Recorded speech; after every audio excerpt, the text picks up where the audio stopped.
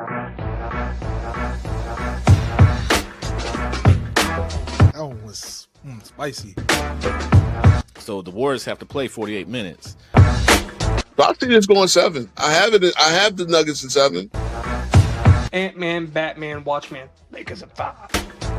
It's money time now.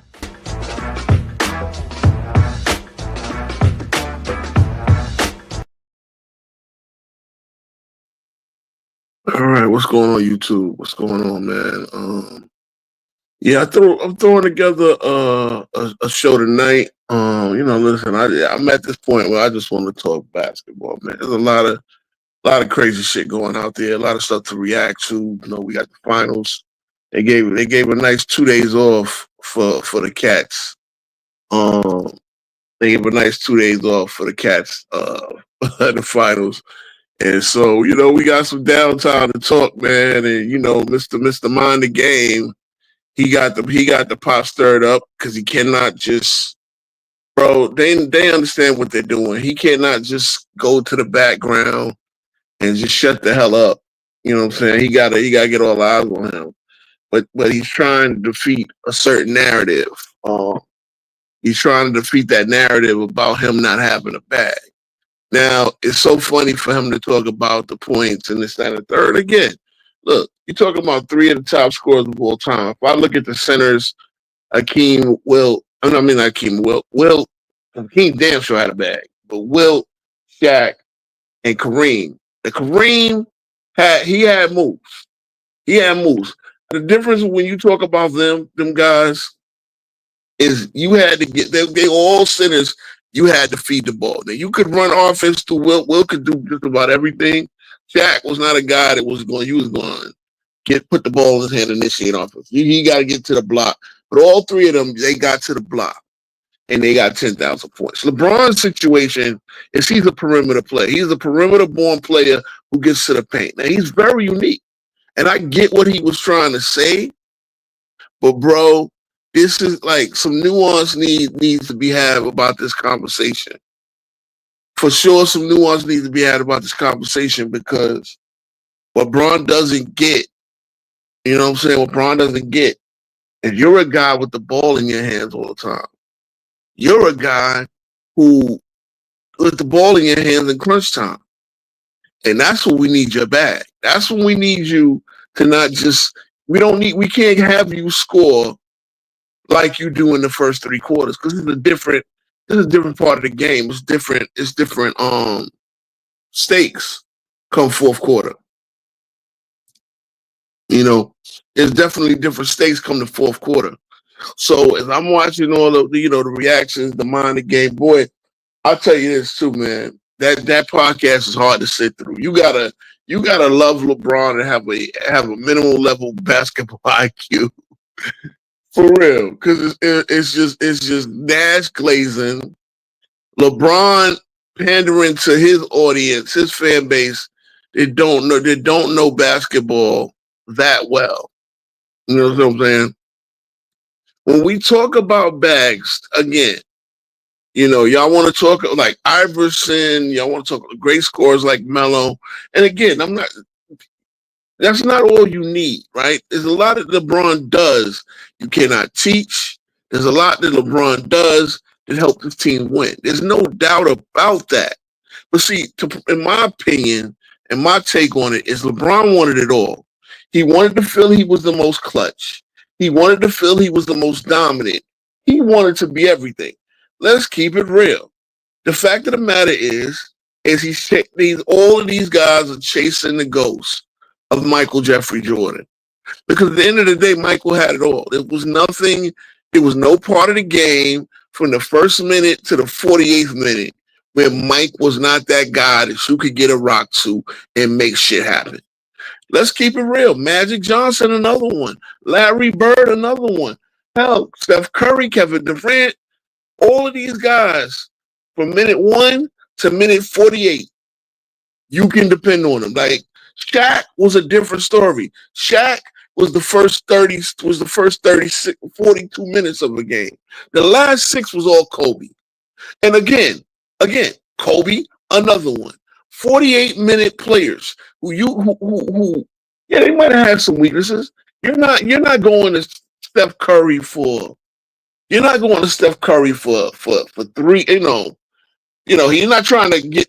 Steph Curry's not going to dunk the ball, have a breakaway dunk, then just blow shit open, right? If Steph Curry gets a dunk, it's going to be the softest little tap the rim type of shit ever. He could dunk, but you know what I'm saying? You're not gonna get those type of plays, but you're gonna get those shots from minute 1 to minute 40. And LeBron is a little bit different. LeBron, again, doesn't. I mean, like you would have to run a clear out play, and I've seen a lot of his clutch buckets, like the 9 supposed clutch buckets he has in his playoff history. I've seen the guy against the game 1 in the conference finals in 2013 against the Pacers. I've seen the Pacers take Roy Hibbert out the game for defensive purposes and LeBron get a layup. Now, if Roy Hibbert was in that game and he was guarding the basket, forget about defensive 3 or all that, because it was literally like 2 or 3 minutes, 2 or 3 seconds to go to run that play. They had 3 seconds to take game 1. Remember that series went to 7, and the Pacers blew game 1, giving up Braun a last minute layup. LeBron does not have that place, and I want people to understand. I hope people come up and talk about this too, because when we talk about bags, this is basketball talk. We talk about a move, a go-to move, a go-to spot, stuff like that you can do. When a defense cuts you off, you got a secondary move, a third. Like Kobe, if he was going to have to shoot a fadeaway 21 footer, he was going to take it. More than likely, he was going to miss it. But his first move and second move, you better have that. You better have the freaking jaws of life to stop a Kobe Bryant from getting his first, second move.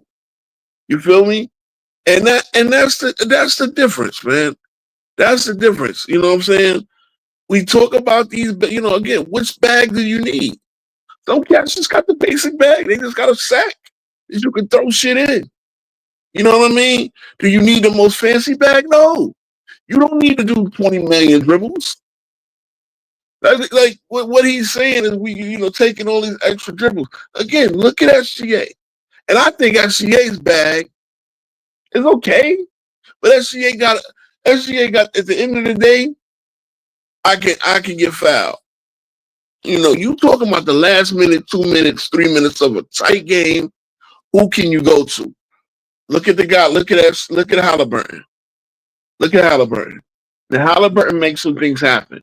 Right? He's everybody's darling, but I've seen him smoke shit at the. I've seen Reggie smoke shit. Reggie Miller was a guy that had a shot. We can talk about everybody's bag, man, from all throughout, the history of what we watched. Again, I saw Wilt with a lot of times, and that's the thing. Wilt with a turnaround fadeaway from outside the paint was almost automatic. You couldn't go to that. You couldn't necessarily go to that move in the last minute of a game against the Celtics. That's the reason why the Celtics always managed to win in game 7s, last minute of the game. I mean, they won 11 chips with Russell. A lot of time, like at least 6, 7, 8, 9, maybe 10 playoff series came down to the final minute of game 7. For real, even the Knicks, even Walt Clyde and Willis Reed had to battle the Celtics to the last minute, and they almost always won. They only lost 2 playoff series with Bill Russell in uniform. That's amazing. 13 years, they lost 2 playoff series with Bill Russell. It was always something. There was always somebody else to go to. So again, which bag is LeBron is trying to make you? LeBron is pretty much admitting that his game isn't very imaginative. That again, he's made some great plays. He's made some amazing plays down the stretch, third quarter, second quarter. I mean, we all remember. And I was watching that too. I was watching a replay of the '07 series against Detroit, where he had the 25 straight points or whatever it is. Right, those are things of legend. I've seen LeBron with a lot of muscle memory, jump shots, things like that. But when it come down to it, LeBron is one of those dominant. Get to the paint. If he gets to the paint, he can dominate and impact any game. With his passing, he can make the right play. Look, he also has 5,425 turnovers. He plays 2 more years, he could conceivably have 6,000 turnovers. I don't even think Westbrook is at 5,000 yet. And if Westbrook goes and play over in Europe or whatever the hell they offer him all that money, and it'll be LeBron by himself, raising up to 6,000. So what problem is when Bron make the right play, and I watched shout out to 93 Zay. 93 Zay put the turnover compilation out on LeBron, and that shit was funny as hell. Salute E dog. That 93 Zay had that turnover. He put it to bars, man. He put it to bars. And again, it was fun to make fun of LeBron and all this, but you can see a lot of it is bad fundamentals. I've seen this goddamn near smoke the NBA Finals in 2013. Everybody wants to act like that didn't happen. Everybody wants to act like that didn't happen. And they'll tell you about his 15 fourth quarter points. What they won't tell you is he didn't do it with a bag. He did it basically getting to the back cup all quarter long after doing nothing for 3 quarters. He had 10 points through 3 quarters in an elimination game. Then he had the 15 points. They got a lead. He hit 1 more 3, I believe, before regulation. Because again, the game went to overtime, and he'll wind up saying, "Well, I had 30-something." You smoked. You had 3 straight turnovers. 2 was officially attributed to him, but one of them he passes it to Mario Chalmers. He dribbles out the air, out the ball, dribbles out the clock, passes to Mario Chalmers, and it was nowhere to go. In my opinion, that's on LeBron. LeBron had the ball up most of that possession. And then on top of that, he smoked 2 of those 3s. So it was about 5 chances for him to put a stamp on that game. He had the 15 points early in the quarter. Yeah, because again, it goes to show you, he had a lot of opportunities. Again, they were mostly layups. He had 1 3. He had 1 3. I think he might have hit 2 jump shots that whole quarter. I can go and pull up the I can go and look. Usually I do it later after and I put it in the comments, what I said. But he smoked, he smoked the end of that game. And San Antonio, they missed a free throw from Manu. They missed a free throw from Kawhi. Remember, Kawhi was like 21 years old at the time. He wasn't a rookie. He was in his second year, actually, because he was drafted in 2011. So, yeah, that was his second year Kawhi.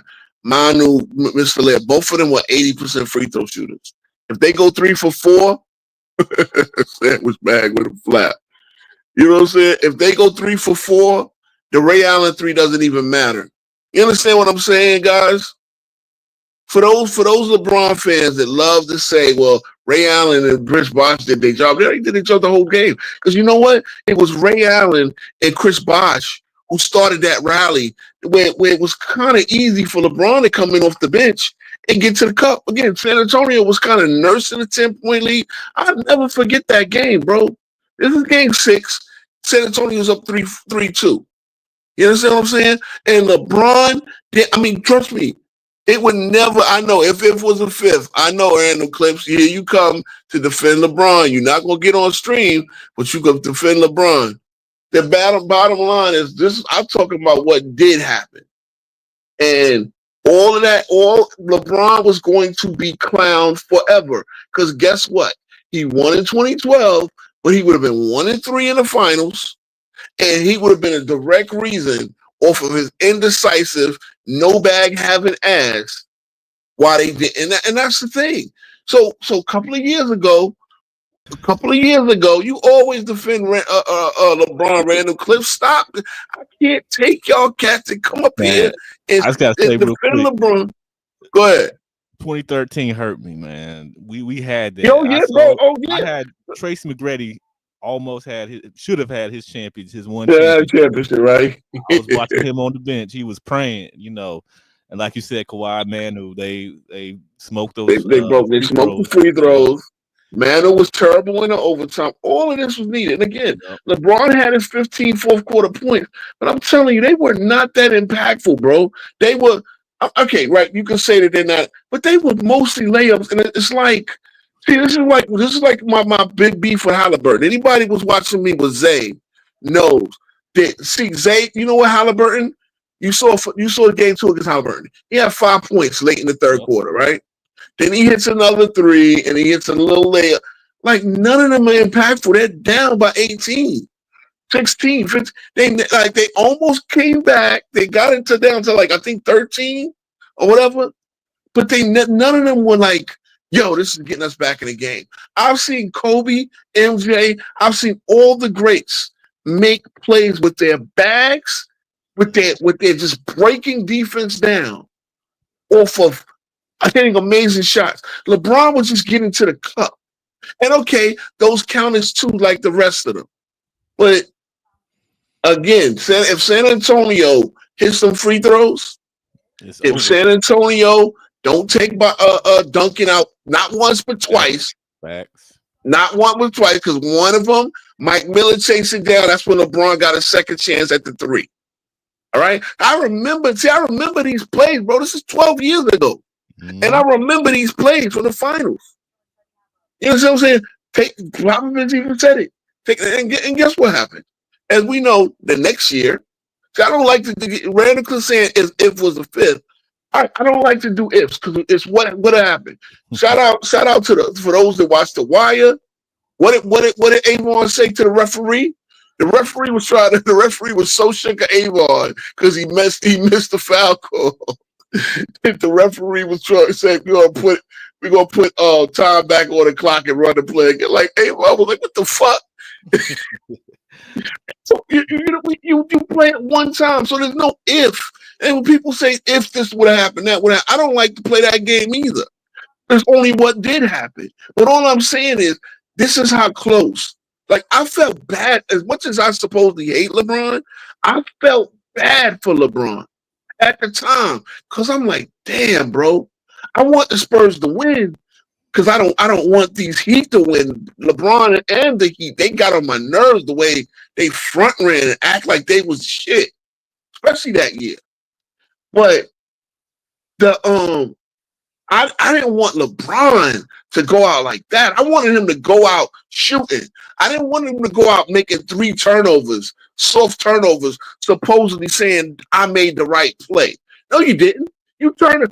I go out with Caitlin Clark fans all the time because they think, all right, I don't want to get into the Caitlin Clark Angel Reese stuff more into the summer because I think a lot of people, and that's what I want on this chat. I want people to learn basketball, man.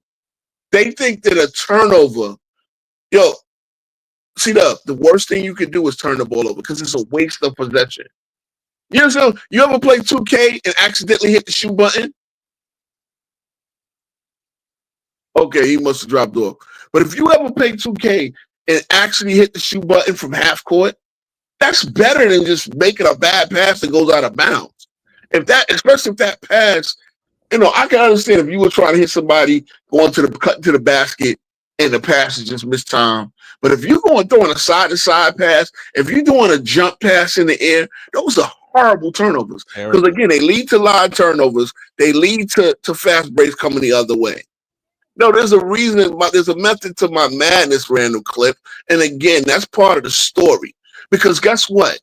LeBron is the one on a podcast at year 22 talking to 2 other Hall of Famers about why he don't have a bag and why that's okay. Mr. Random Clips. He's the one on podcast defending himself. All of his points, all of his assists, all of his rebounds, yet he's on podcast. And guess what? We all talking about it. How many people have gotten mileage reacting to that? No, it don't speak. Okay, 41,000 points speak for itself. Great. Yet he's still defending it because he's bothered by it. See, if you'd have caught me at the beginning, the reason why he's bothered by it because he knows that Michael Jordan. You could bring up every time Michael Jordan made a bad play down a stretch of a game. He never did it in the fucking NBA Finals. He never was in danger of losing the NBA Finals off a bad play. Now, see, we talking about what happened, not what didn't.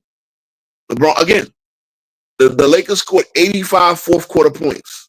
Don't you think? Of course he's bothered by it. Now, what happened in 96? They had a 3-0 lead in 96, sir. They swept the Magic. They beat the Knicks. They gentlemen swept the Knicks in the second round, and they swept them. They went 15 and 4 in 96. If Rodman was a true Finals MVP, if he wasn't, it doesn't even matter. They went up 3-0 on the back of Michael Jordan. See, again, this is the next thing. There's a reason why these idiots at FYF do an 8-hour live last night about Kobe. Because I told Lamont, Scat Cook Kobe about that sidekick bullshit. And everybody talking about someone. Let me ask you this. If Batman and Superman fought Thanos, which one is the sidekick? I'm just saying, if motherfucking, you want to say, okay, so Batman's a sidekick.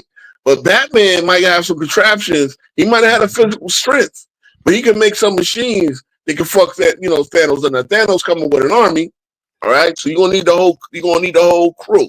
But I'm just saying, if Batman and Superman teamed up to fight anybody, well, you obviously Superman got the raw strength, but and that's the point. Kobe, you don't win without Kobe, bro. Kobe was the guy in the fourth quarters. Kobe before Jalen Brunson broke the record for fourth quarter scoring in the first 10 games of the playoff. That record was held by Kobe in 2001. Kobe in 2001 is 22 years old. You know what I'm saying? So I was thinking about something. Am I on? Yeah, you are. He was talking about sidekicks can't be in the top 10 or something like that. Dumb shit. Dumbest shit of all time, bro. I was thinking because I texted you about Steph Curry and when he played with Monte Ellis, but then I thought about when Steph played with Kevin Durant, was he not the sidekick technically? Yeah. And isn't Steph in Lamont's top 10? Yes, he is. Oh, see, bro, I wanted to hang him on all his bullshit because Lamont loves to play this game where he's using everybody's. Again, I'm like, Lamont, okay, you started your channel in 2020, so you basically came out of the pandemic, starting up a channel, and props to you for that. You got a good channel, good following. I think you got a lot of bots in your chat. Your bots be pumping up your numbers, but whatever. Let's keep it down. At the end of the day, you still get lit. If you could get Gilbert Arenas to debate another major YouTuber with something thousand followers, Gilbert is up to 1 million now. Let's get Gil's Arena gets 1 million now. Right. So if you bumping elbows with the big dogs, I can't knock your hustle, your game. But the problem with and I was joking about this nigga went 8 hours last night, bro. The final clip was 8 hours. I could not believe it when you told me that. Bro, I've seen it. Bro, I'm telling you, I literally got up to take a shit one day. And them niggas, I keep it a style over here, man. I took up my phone and I'm just happy to fight for YouTube. Them niggas was still, and I remember they was talking about AD not being this is a Johnny's little thing, right? And Johnny, even to this day, fights for B. Lee. But 8 hours about AD not being a defensive anchor. And I just couldn't believe what I was hearing because, again, we all know the Lakers' defensive problems this year. Basically, you got 3 dirt-ass defenders. This is before they get Luka. This is before they trade for Luka. So AD was really their backline defense. And what happened in the playoffs?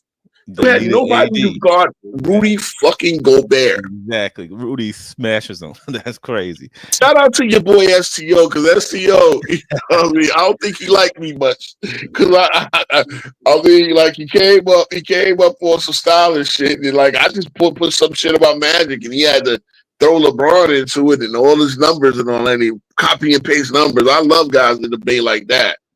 spamming the chat with numbers. Meanwhile, I'm like, STO, you got an original point? Because the last original point, I say, yo, STO, if you out there, bro, pull Shout up. out to Sports Talk. Shout out to Sports Sports Talk only, bro. You a part of the channel, man. Like we label mates. You know what I'm saying? Yeah. So I mean, I'm trying to get it together. I think he's ready to come back. So I'm gonna try to. We got to so get let that me know because you know he get.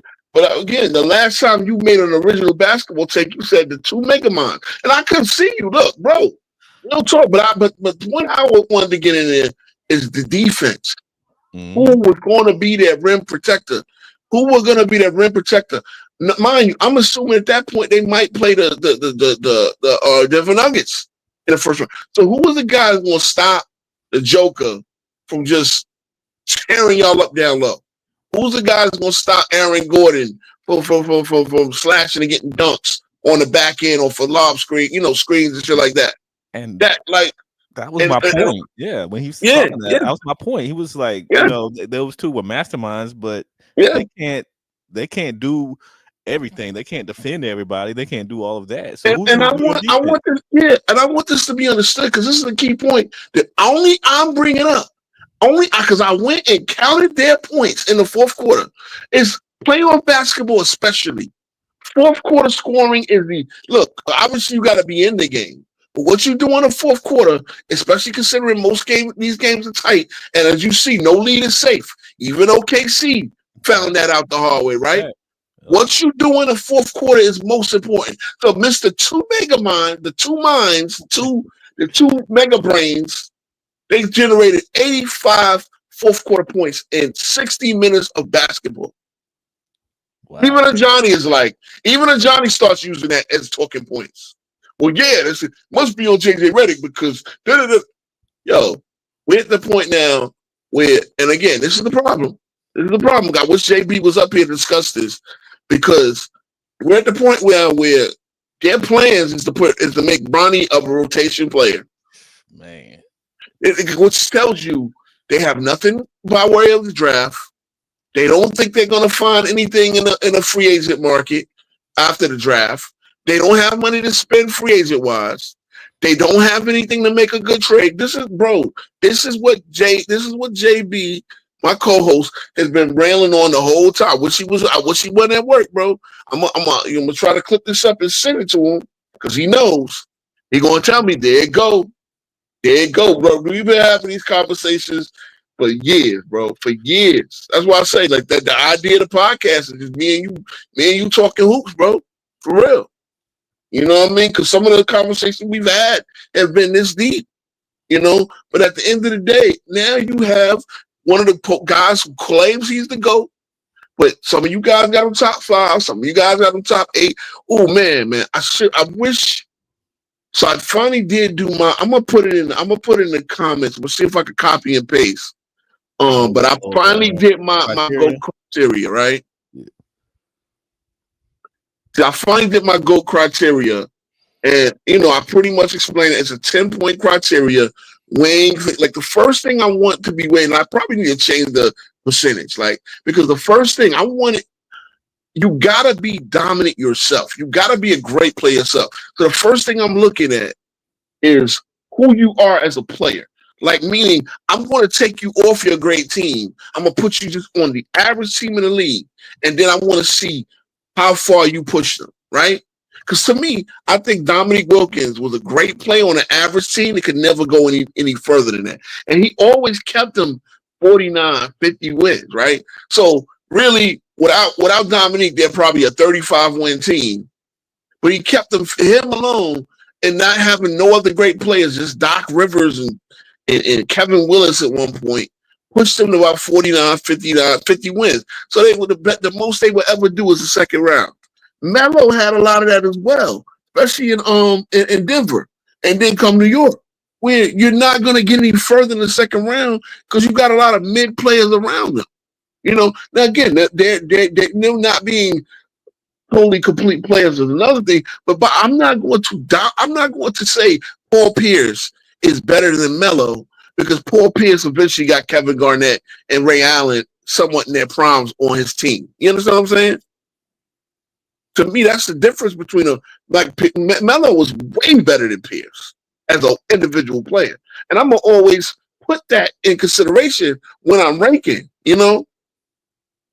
But yeah, I had to fight ChatGPT because they didn't have Ewing or Pippen in my top 50. When I get back, 'cause I gotta step out for a second. Yeah, no doubt.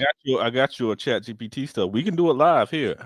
I can pull it up and share it. Yeah, let's do it. Let's do it because I want it to be seen. I want so anytime we can clip it up. I can always send it to Lamont because they swear that my ChatGPT got LeBron as the GOAT. Well, it actually had him 3, and I had to beat them in the head because I said, "Hey, y'all, you know," I said, ChatGPT, you know that I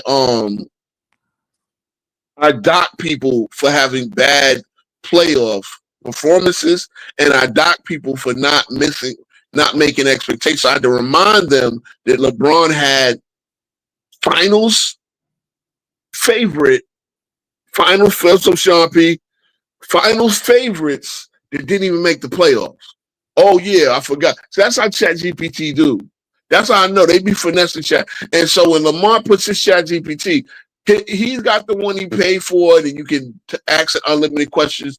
But what ChatGPT does is they take all the conversation. So Lamar done already conditioned his ChatGPT to see things his way. So when he does things like name your team, your 8-man team, and put it up against my 8-man, mind you, this nigga had PJ Tucker as his starting center. I had Akeem, and I couldn't even take him to game 7. Yeah, I was listening to that. That was crazy. That he got. You can't make it up. So I already know. You know, look, I know. I know you see them use it. It's pretty fun. It is pretty fun, but it's just, again, it's just one. It's not the end all be all, but it's just one. It's not that scientific, and really, it kind of gets. So I just wanted to do it just to say, because I said my top 50 is my top 50. But how the fuck they didn't have Patrick Ewing or Scottie Pippen in my top 50? Where they came and said no. I said no. Ring count is 9. If you got Reggie Miller at 40, how the hell do you have no Ewing one? But come on, I didn't like Pippen either. I thought Pippen was gets a little too much credit. He went from getting no credit to getting too much credit. But I would never have Reggie Miller over Scottie Pippen in any all-time list. Okay. But yeah, if you got back, but I'm a copy because I got your criteria here. I'm gonna copy it and we'll put it in Chat GPT in a little while. Facts. All right. How many minutes you think it's gonna be? So I know how to pace myself. It'll probably be might be about 15-20 minutes. Cool. I got it. All right.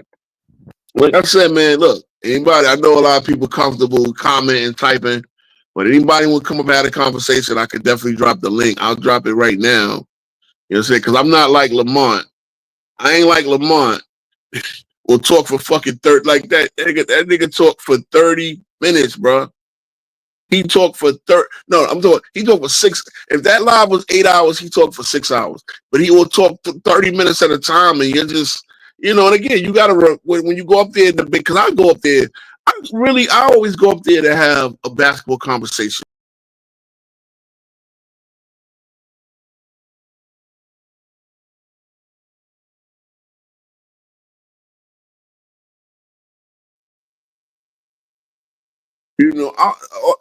Pardon me, but that's all I want is to have listen, I'll be honest, bro, it's boring to me. It really is. I just do it because everybody does it. I do it because if y'all gonna talk, go and talk it right. But it takes all your conversations, everything you look. So it's really like your Google search, but it kind of tries to take all your Google searches and look at your Outlook, and it tells you what you want to hear. That's what this AI shit is all about, man. It's like putting us in our fantasy land. They're going, they go back to fucking Outkast and they song Synthesizer, man. Anything you want. They was predicting the future back then in '98. George Clinton. You get a sexy chick to give you a lap dance from your laptop, shit like that. We said internet porn wasn't even a thing at the time, bro. You know what I'm saying? But yeah, to me, to go and I've said this with it. I've said this. The GOAT is no real right answer.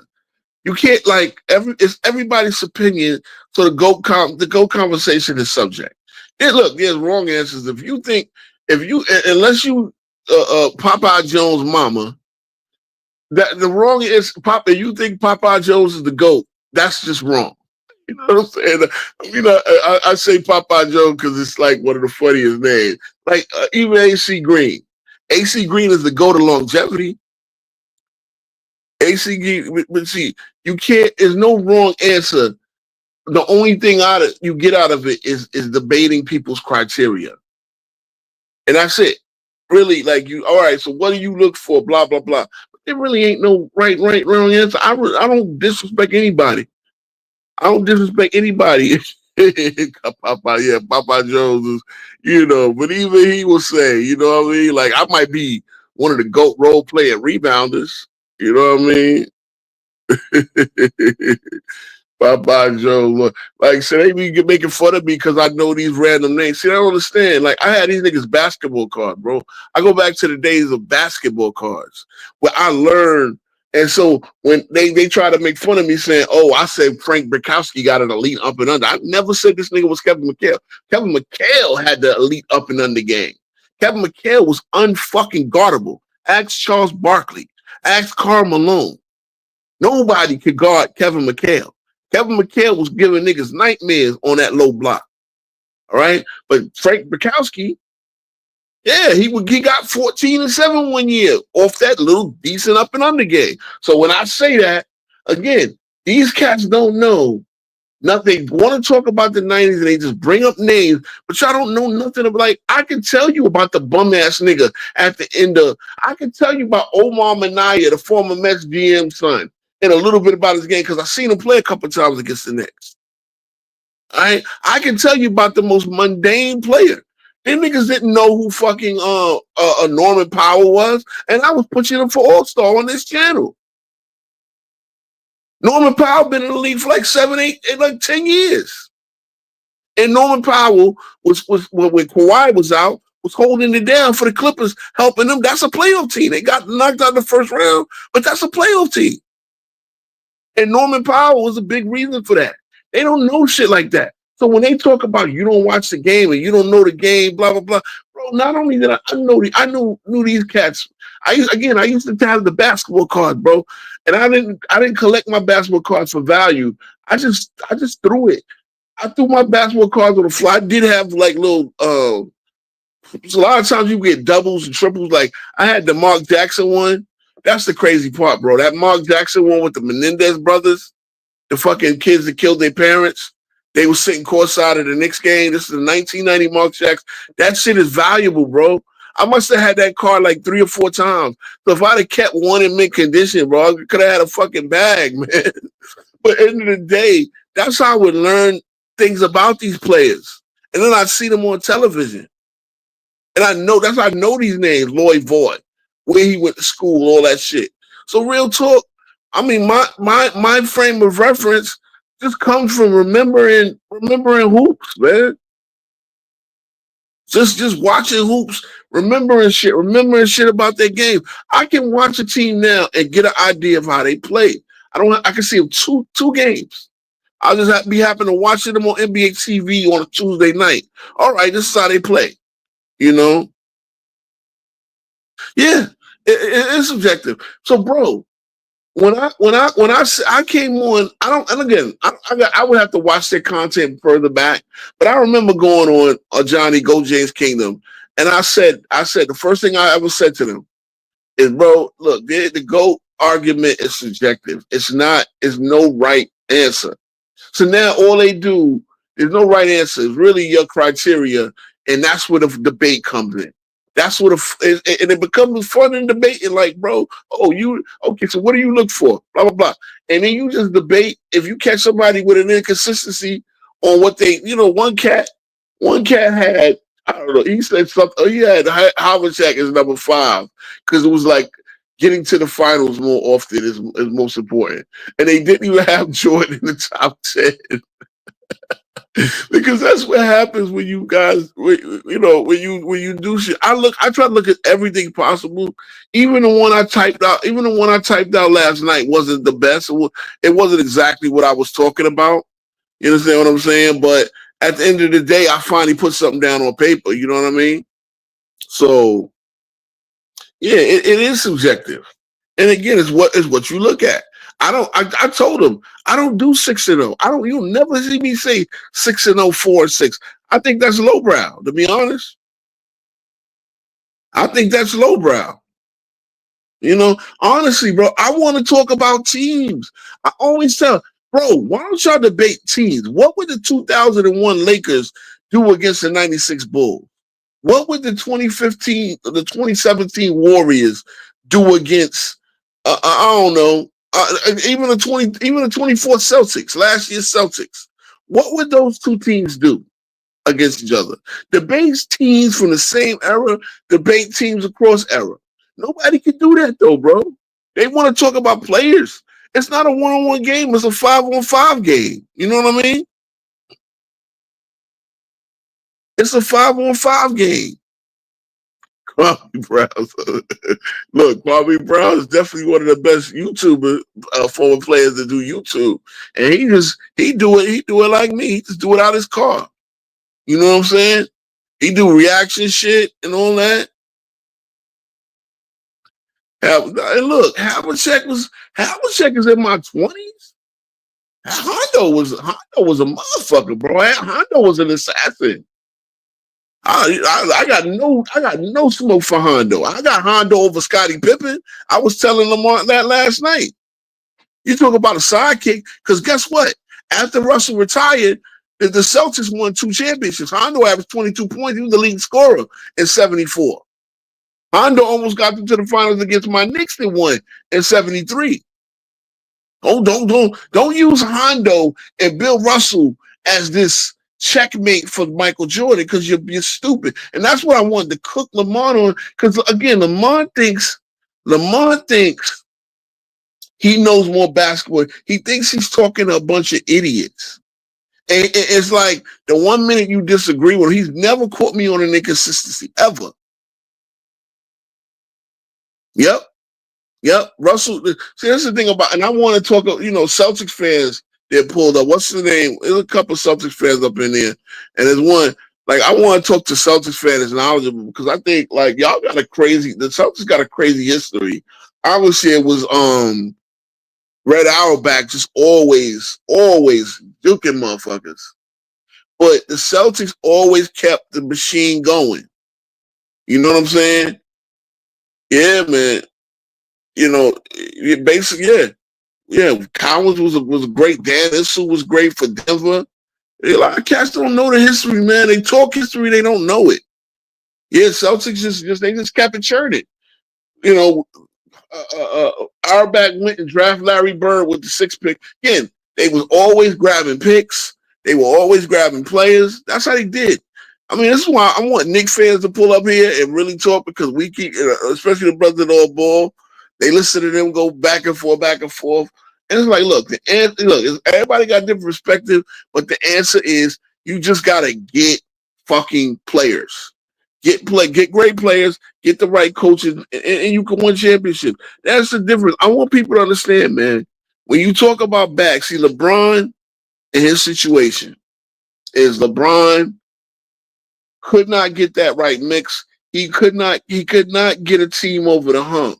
And I'm not saying he was the reason, and I'm not saying his team was dirt. So that's two different things as well. LeBron had the team. They had home court advantage. They won 61 games. They could have beaten the Celtics, man.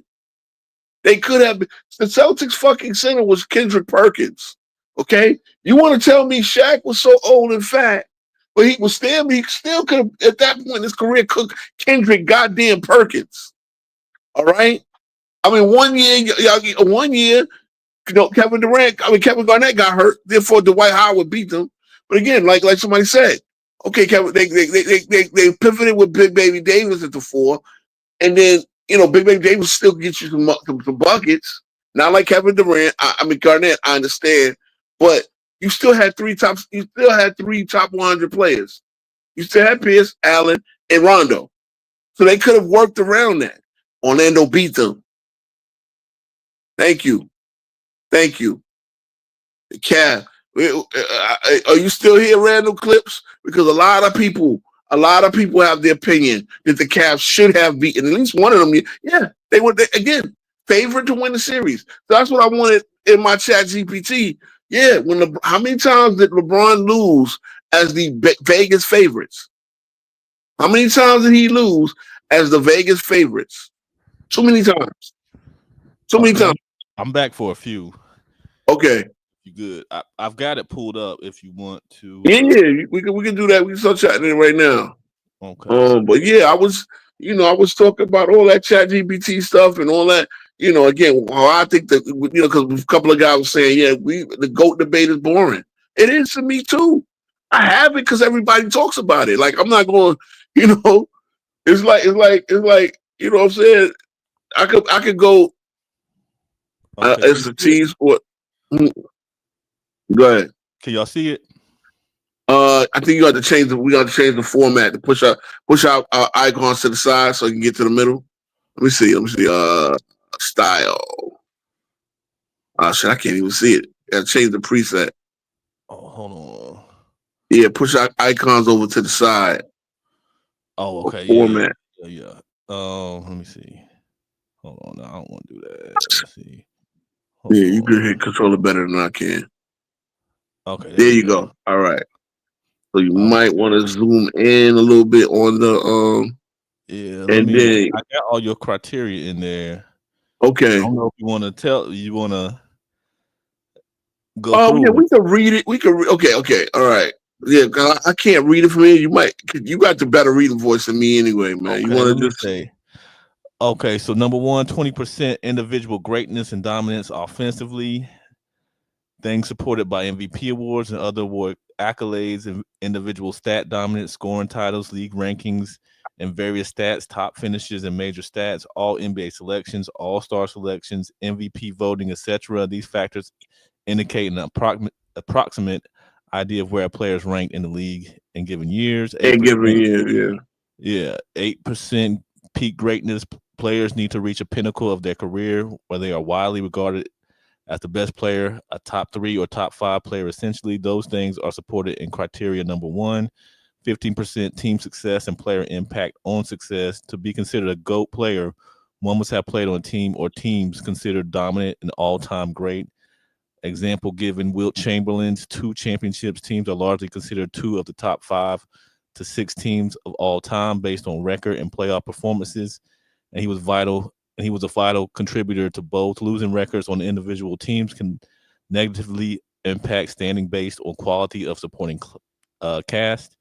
Number 4, defensive individual impact and greatness. This one isn't an exact science given that stats don't tell the whole story and there are many stats to measure defensive impact accurately.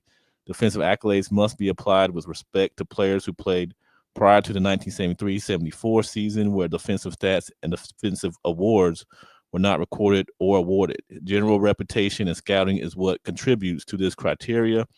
Number 5, playoff success and performance. This allows for players to be judged based on where they lead their teams and their individual performances, affecting various playoff runs, respecting that all players' opportunities in the playoffs cannot be equal. Players who have gotten to the playoffs do have equal chances to perform in the series they do play in. Performances in Game 7s and elimination games would be weighted. Bill Russell being an amazing winner, take all game performer as an example. Number 6, ring count. This weighs the accomplishment of winning championships and impact and contribution towards winning them. The ultimate goal of winning is what separates all-time greats. Let me stop right here right quick because I want to explain that part. So with ring count, and it's like they'll give certain players 0%, right? Like once they start doing it out, ChatGPT will give people 0. Like Reggie Miller and them will get 0% for no ring, right? Ewing, no 0. Malone, like that's not fair because both of them took teams to the final. So when you say ring count, okay, yeah, and I know you made the video about second place is like, if you ain't first, you're last, right? Essentially the Ricky Bobby thing, right? But it's a lot different for Tracy McGrady, who never even got out the first round until he was a bit player on the basically ended the bench guy on the Spurs, than a Patrick Ewing who, had a 3-2 lead in the finals, ran a perfect play, and Akeem Olajuwon blocked John Starks. You understand what I'm saying? Like that's I want people to understand there's a thin line between winning and losing, as we said with LeBron in 2013. How many things had to go right for him to even have a chance to not blow the series? And so again, same thing with Bill Russell. I was saying how Bill Russell, like at least 10 playoff series. If you go to Celtics history, at least 10 of those playoff series came down to the last play. The score would be 133 to 132. And it came down to that last play, that last minute of game 7. And the Celtics, that's why they call it the leprechaun, right? They say this, that leprechaun, because a lot of times they were fucking lucky. Jerry West, y'all saw Winning Time on HBO, right?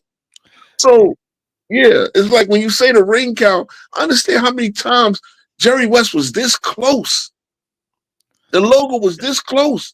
They could have conceivably, like he said, I'm 4 or 5 plays away from having at least 4 to 5 rings. That's facts. That's a lot different than a guy that never even made the playoffs. You know what I'm saying? But that's so that's why I wanted to stop there and so I might have to amend that. Do I gotta put some things on that because I don't like it gave my man Patrick Ewing 0 and kept him out of the top 50 because of that. Would you want to add playoff performance?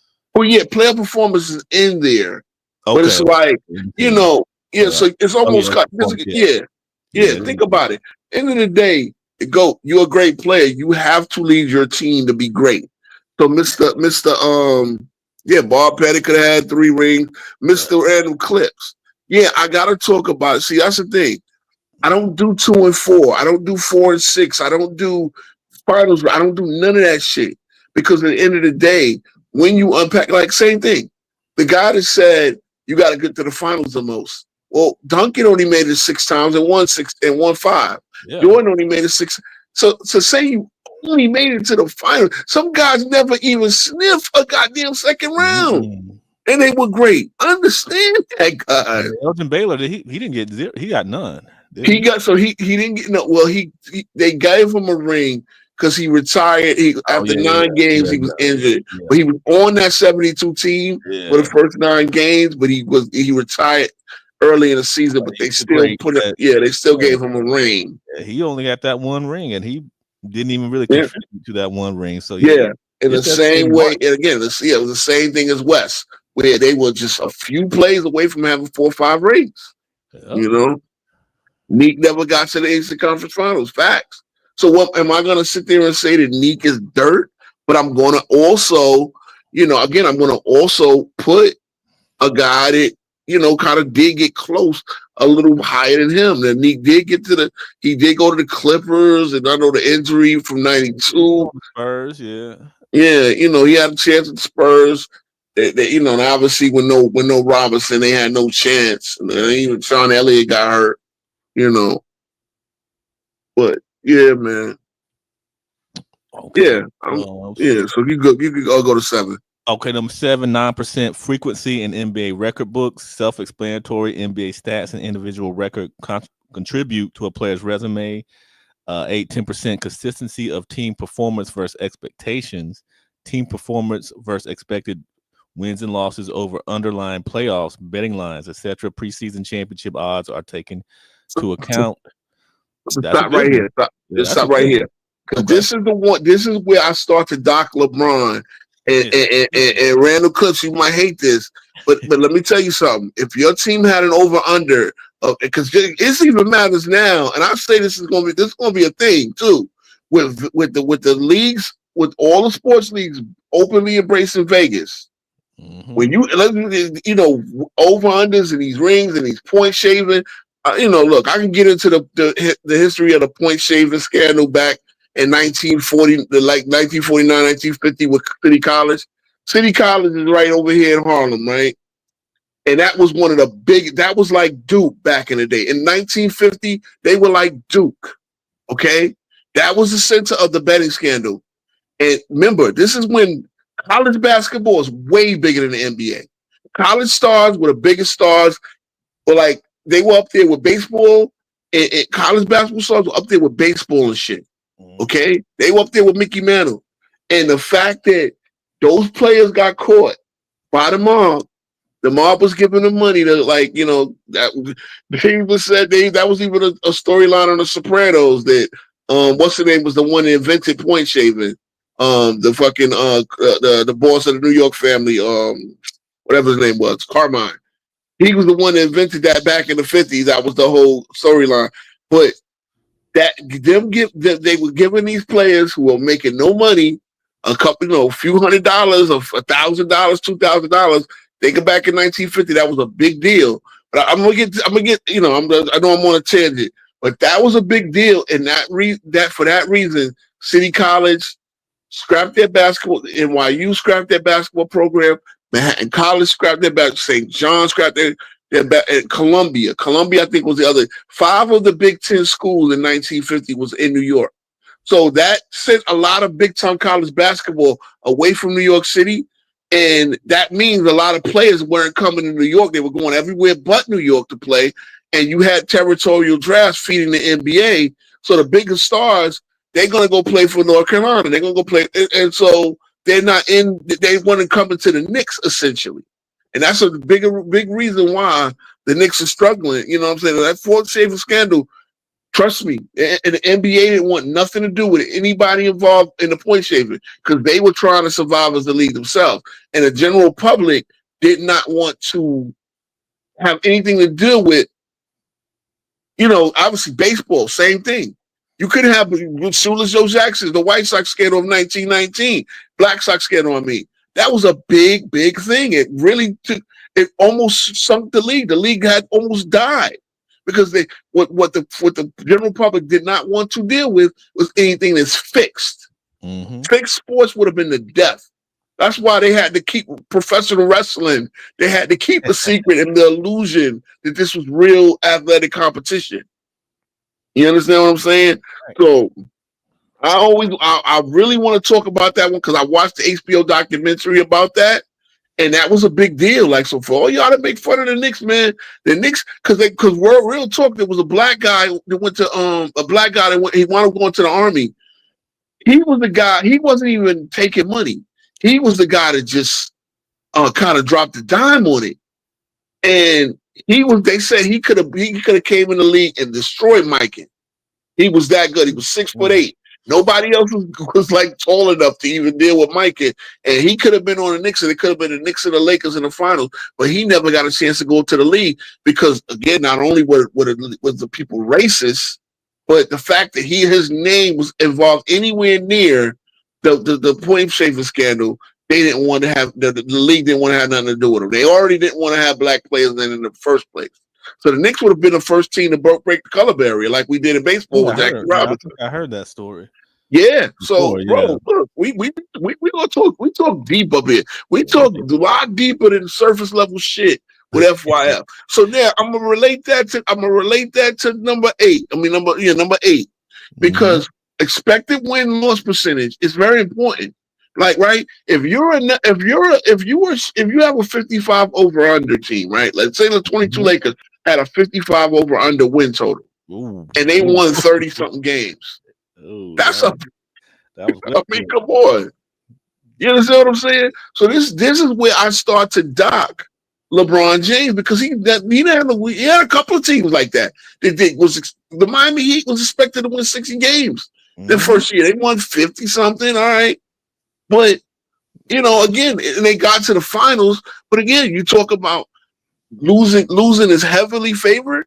Come on now. They overachieve, remember? They overachieve. Yeah, they overachieve according to some people. No. And I get the Vegas line is the be all end all. You still got general, like, Nick Wright coming on there picking the Lakers before season. Remember what I did the show about how guys will say, "Oh, this team is going to do this team is going to do that," and when they don't even come close to all the prognostications. Same thing with the Dallas Cowboys in football, right? Every year for like a whole goddamn decade in the 2000s. Oh, Dallas Cowboys are our favorite. Them motherfuckers never even got to the AFC championship, NFC championship game. They haven't been to the NFC championship game since '96, but they were odds on favorite. I remember the Giants when we won in '07. The Cowboys were the 1 seed, and we went down in Dallas and beat their ass. Yep. So that matters. That matters when you're a 1 seed and you get smoked by a seed. I got to put that on Duncan's resume. They lost to the Grizzlies that 1 year. Oh man, I remember that. See what I'm saying? They beat us up. That's so. And I gotta be fair. Yeah, I gotta be fair. So again, when I say, I gotta word that a little bit better so ChatGPT really takes into account these major upsets. Like if you got, again, same thing with Thibodeau. We got beaten as the highest seed 4 times. I had to remember, we were technically the highest seed against Atlanta. And then we were the highest seed against Miami. We were the highest seed against the Pacers last year. We were the highest seed against the Pacers this year. How many strikes you gonna get, bro? You know, and I'm just saying, like, again, I'm glad that you gave us this thing. And that's the thing. Maybe that's the gift for the curse. LeBron being on a team gives them expectation, but then that's the difference. See, I was arguing with somebody now.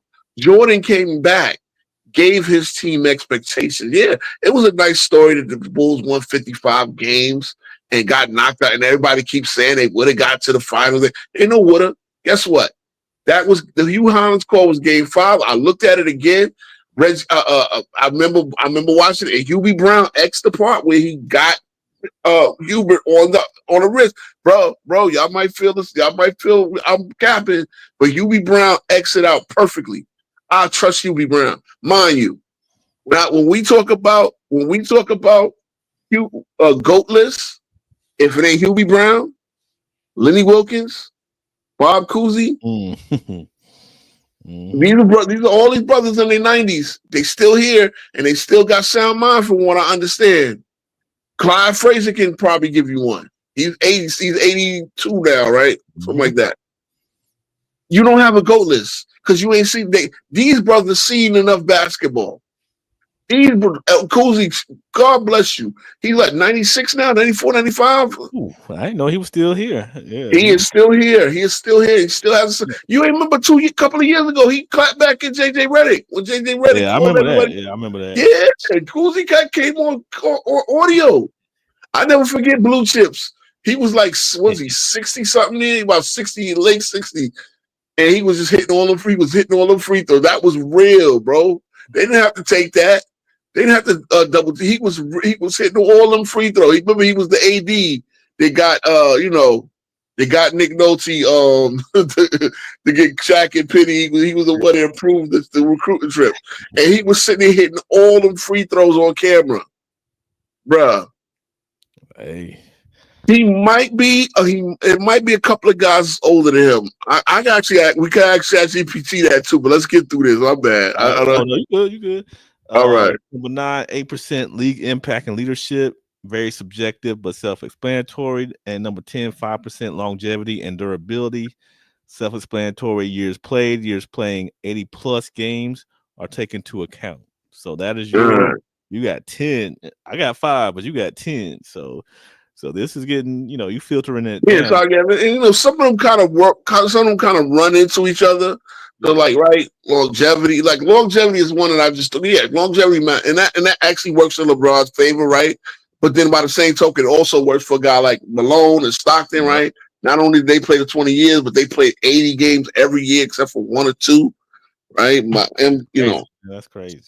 The amount of times you played 80 games, that's gotta, again, that's just fun. Again, it's 5 points, right? And so that's what they do. Because so you can put it in and see what it runs. Right, I want to see if it do. What my chat GPT says is your top 50. Okay. Okay, so tier 1, you got Michael Jordan, LeBron James, Kareem, Bill Russell, Magic Johnson. Can y'all see it? Or do I need to? Yeah, I can see it pretty good. Exactly. Y'all probably people on different Okay, So let me see. I might be able to let me zoom in a little more. Yeah, the zoom in will help. There you go. Because I can read it good now. So you got top so 5. I wouldn't let me go to the top 5. I would obviously wouldn't take LeBron. Everybody else is in there. Wilt, definitely Wilt, who's 6, gets in my top 5. Okay. So Duncan is guy I docked down. I know you probably don't like that. Oh, come on. Yeah. Come on. But I have him like no lower than 13. That's which again is not that not a big diss. Honestly, I think it's a razor thin margin, bro. You know. Yeah, I mean some of these can go back and forth. You can switch. Yeah. So the only person not in my top 10 is Duncan, and I have him right outside of it. I got Akeem in the top 10. Number 12. Yeah, he's 12, so I got him in the top 10. So Curry, I'm a little biased, and especially guys, you're still writing your resume. So Curry, I would have him down in the 20s, actually, because Curry in the first 4 years of his career was not a big deal. It wasn't, remember, he was the guy that was traded, oh, by the way, for Andrew Bogut. Yeah, Monte Ellis was the man. I remember they were mad when they traded Monte Ellis. They were mad. The Golden State fans wanted Steph gone. Yeah, you know why, Sean Price? Why LeBron gets there? Because that's what I had to do. I had to then remind them of some of the things that LeBron did that I have, like the negative. So LeBron James has a lot of the positive, but they don't consider the negative. They don't consider, when I say this, team expectation. Again, everybody's had teams that disappointed. LeBron has had at least a half a dozen teams that did not get as far as they thought to get. And that's the problem. Then the expectation. Remember, 2018, they started the season with Rose, Wade, right? Yep. And they were post injured. Wade was just made the All-Star team in 2017. Wade wasn't done yet. And again, they were brought there in bench roles. And that team was so bad defensively. I know Isaiah Thomas. I get Isaiah Thomas. It just came off that season with the Celtics, and they didn't give him, obviously the hip injury. They give him money or whatever. But Rose, damn, they won a 6-man in 2021. That's 4 years. That's 3 years after that season.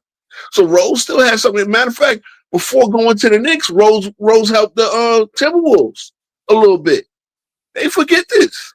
So one like these guys were done. The problem is they were so bad defensively that they ran such a bad style of offense that, you know what I'm saying? And so again, multiple teams that were expected to do something, and then when they don't do nothing, the narrative they wasn't expected to do nothing in the first place. Come on, man. That's the thing that, and again, ChatGPT will never pick up on that nuance, but so that's why they have them. So the rest of it, Durant is a high riser, fast riser. I would probably have Durant at 17. Okay. Because again, some of the same reason. Durant has some teams that was, look at his Nets teams. They didn't do shit. He ain't done nothing since. Look at these Phoenix teams. The Phoenix teams too. They shit. Durant is losing points on these Phoenix teams, bro. So now Malone, Nowitzki, Garnett, Wayne Tom is actually doing a pretty good job. Now I would actually have the logo a little higher. Again, you know why? Because first of all, Jerry West, that 72 Celtics team won 33 straight games. 69-13. I still think they're the greatest team of all time. Ooh, okay. Yeah. Okay. Why? Who did it? 33 games. That's the most in all of American team sports.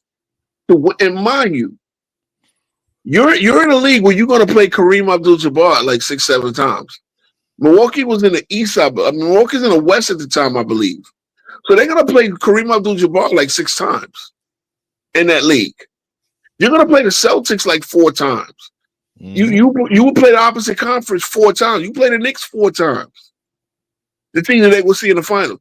So it ain't like you went through a expansion league with a bunch of bad teams. No. You went through a lot of great teams. Mm-hmm. So, Wes Unseld and Elvin Hayes won the league with the San Diego Rockets. I'm a historian, so I talk this shit, bro. I talk this shit. I've been a historian for years, so I remember these things, man.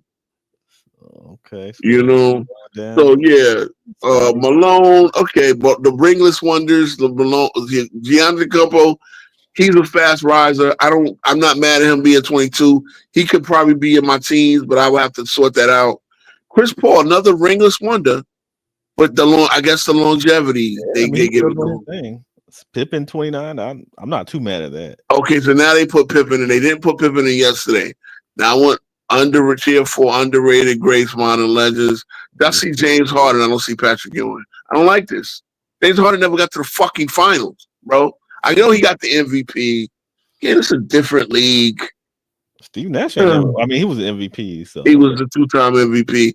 Yeah. Patrick Ewing was better than Steve Nash. That's what I'm saying. It's like things like that. I got to start reconsidering it because I don't like the fact that I've already seen Pippen and I don't see Ewing because Ewing is a better player. Now, Willis Reed, the captain, 2 championships. Why is he there Why is he under some of these ringless wonder? Again, Walt Clyde Frazier. Again, I don't see a Nick until 38, 39, which is killing me. Jokic, wow. Jokic is down there a little too far. Reggie didn't even make it.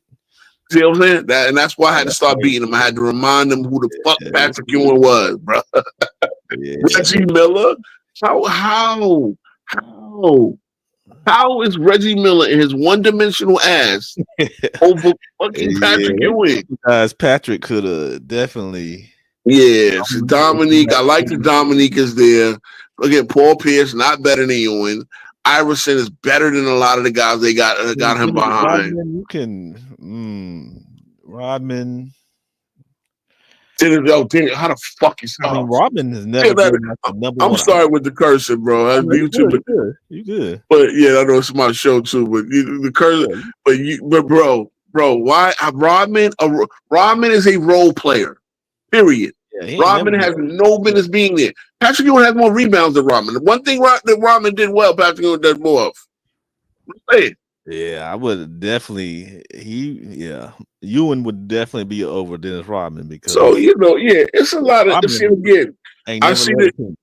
Yeah, I see ChatGPT gives a lot to chatter. You know what I'm saying? So they give a lot to these like common now. Again, I don't. Jason Kidd, I like where he's at. Can you go back to the 20s again? Yeah. Because Patrick Ewing not being there is fucking blasphemous. Come on, man.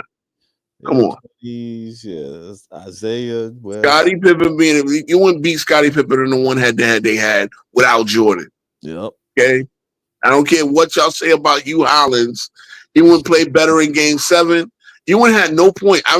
You wouldn't have no points in the first half of Game 7. He went and dropped 18 and like 13 in the second half. He had foul trouble. So remember, I guess they were trying to make up for it. Ewing had 3 fouls in the first half of that game. He went and did all his work in the second half. Hit a 3. He had 7 assists. He hit a bank shot 3 in that game. He made the plays that Scottie Pippen did. I know Scottie had 20 and he scored 21, but he took 22 shots. Ewing again, went for no points in the first half to 18. He wound up with 18 and 17. 18. Oakley had 17 and 20 in that game, by the way, too. Game 7. I'm trying to think. It's crazy. Stockton ain't in there either. Ooh, see, come on now. I don't see Stockton anywhere. Stockton got 2 of the. Stockton has 2 of the 5 major stats. Yeah, he ain't there. 2 of the 5 major stats all time.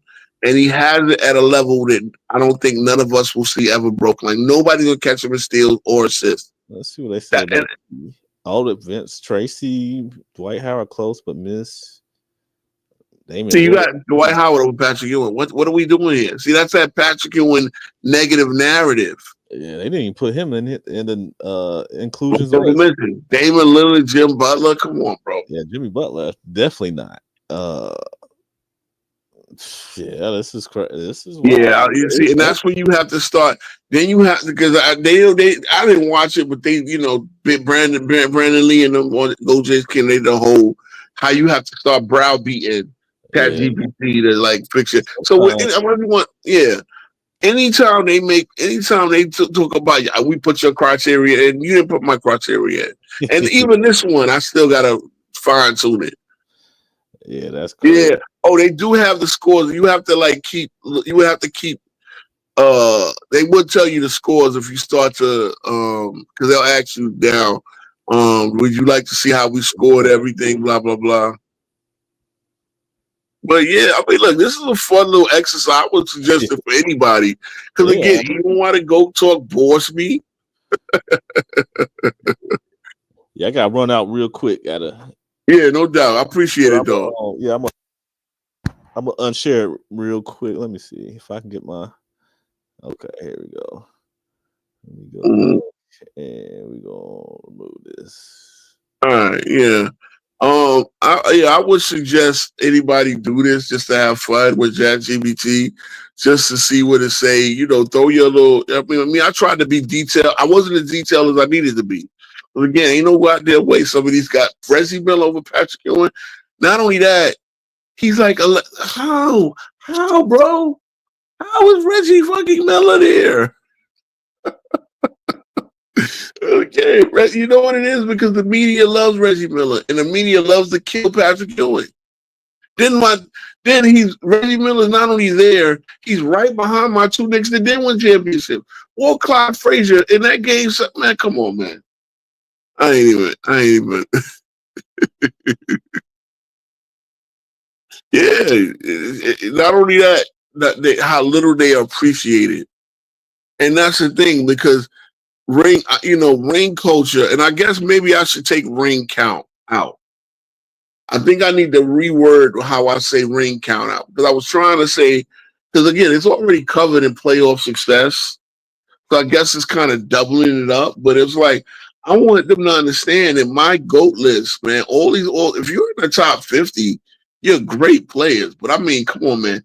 Ewing was just a better player than Reggie Miller, bro. Like, I'm not doing this.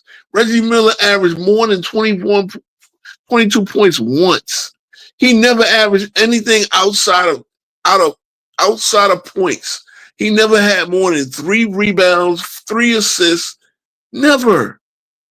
You can't make it up, man. Yeah, no, I mean, look, you don't have to be as detailed as Bob, but you can just throw it in there and say, look, this is what I look for, this is what I look for. But yeah, it is what it is. So all that ChatGPT shit they do over there, man, just know, anytime you ever pull up and you see them, either you gonna put your own or you pull up and see them doing other people, just know ChatGPT is not the perfect way, and you have to browbeat it, bro. So, again, we on LeBron in his bag, man. That's the problem. This is the reason why. And so when Randall Cook pulls up and he knows he's a Bron, the baby mama, Bron sexual, whatever. People get mad when I say Bron sexual. Look, I'm not saying you that guy. I'm not saying you that guy to Randall Cook, but some of these dudes, they so bro, bro, this is not your mama, bro. This is not your pastor. Like y'all are acting like Bron is like he a bitch, bro. I'm serious. So when I say, bro, look, it's just what it is. Some people be saying it. I think it's funny. I say the baby mamas. I'm like, what do you expect it? When did Bron get you pregnant? Because the way you be acting like you his baby mama. It's crazy, man. But, for anybody, again, and look, there's other players that get negative. Again, I want people to understand. Reggie Miller smoked the goddamn free throws in Game 6. He put up the choke, son, but he smoked free throws. You were 90% free throw shooter. You missed 2 free throws in the fourth quarter of a game that could continue. Same thing, Manu Ginobili. He's in that list. Kawhi Leonard, was Kawhi in there? I don't even know. I would have to look back. Kawhi should be there too, but I'm gonna put him in the 30s, 30s. So the longevity is messed up with him, but he had a great 2 Finals MVPs. But yeah, look, these little things, and ChatGPT itself will get better as we go along. So, it's just funny. But people like the base code is flawed. Yeah, I mean, you sound like a tech guy, Sean Price. So yeah, I see you say that. Yeah, man. Look, I could probably learn something for you, man.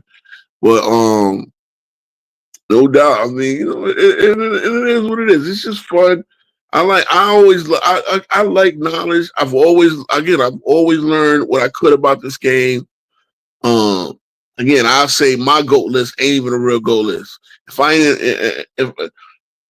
I did the best player I've seen start to finish or the best player I've seen about their prime, it's a different list because now I'm not putting the 60s guys in. Some people just don't regard the 60s guys. My thing is you just have to give a historical perspective on things. And I try to be objective as possible, non-biased. Oh yeah, well look, you got all these negatives for LeBron. Well, I've seen all the negatives for LeBron. LeBron gets to talk about 10 finals. You know what I'm saying? LeBron gets to talk about 10 finals, but they don't want to talk about the negative. Yeah. It is. Everything. Oh, look, everything is manipulation, man. And that's what they do, bro. That's what the media wants to do. They manipulate. Man, listen. I should have said this to CP so he could share it. And I can't share things for him. Let me see if I can by any chance. No, I probably can't. Media asks. Let me see if I can put it in. No. I ain't gonna mess with this. I ain't gonna mess with these stats. But they put when Melo scored 62 points, right? He had 13 rebounds, no assists, no steals, no blocks. Right? Now, people will put that on a meme to act like they skip over the 13 rebounds and they just put 62 points with all zeros. 0 steals, 0 blocks. Now, again, this was a very important game in Knicks history. Yeah, it is. It is. This is an important game because the Melo in that game got the Garden scoring record back from Kobe. I believe Kobe had scored 60, or he scored 61. Melo literally stayed in the game to drop 62 points to get the Garden record. The Knicks were beating the shit out of the Charlotte Hornets Bobcats. I don't think they were still called the Bobcats back then, but they were beating the hell out of Charlotte. And so Melo needed to score the 62 points because they didn't want to feel like they was leaving him in just to get the record. But they was trying to keep it to get where it was reasonably close. So again, Melo was literally, he was hot as hell. He was 23 for 35, and he only took 35 shots. He scored 62 points. But they put that up there to shit on Melo, not realizing that was important for Melo to get the point I'm making here is I hate how people do things to manipulate. Because they got everybody that's hating Melo. Oh, look, that's why they never won shit. Not realizing that game, he took the Garden scoring record. Now, you could say, a championship was more important than the Garden scoring record. Well, guess what? It wasn't Melo's fault that team fell apart. That was actually Melo's last MVP caliber season, in my opinion. The next year was the year the Knicks struggled. They actually started off good. I believe that's the year we hired Derek Fisher. Oh my God, bro.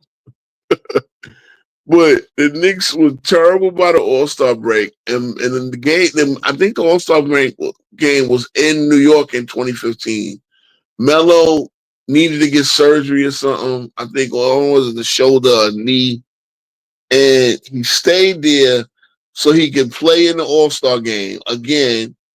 He got criticized for that, even though his surgery was a 6-week recovery. And I remember going back and forth with people in 2015. Why would Melo play in the All-Star? It's not important. But, like, bro, the game was in New York. How many times is the game in the game hadn't been in New York since 1998? That was Kobe's first All-Star game.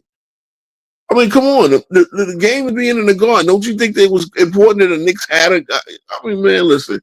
The point I'm making is I'm mad that people manipulate because everybody will sit there and say, bums on a fucking couch will sit there and say, oh, that's why Melo ain't never won nothing. What if you won? Melo got the Knicks scoring record back in the Garden. That's it. That's why he was taking every shot. He wasn't passing the ball. He wanted to get the damn scoring record for the goddamn franchise. But anything. But meanwhile, man, listen, I'm not even going. I don't want to talk about Lynn because I like Lynn. I just thought that the whole situation was overblown and played against the Knicks. That should have been a great story that Knicks fans love to this day, but they bastardized it, turning one player against the other, man. I hate all that shit, bro. You know.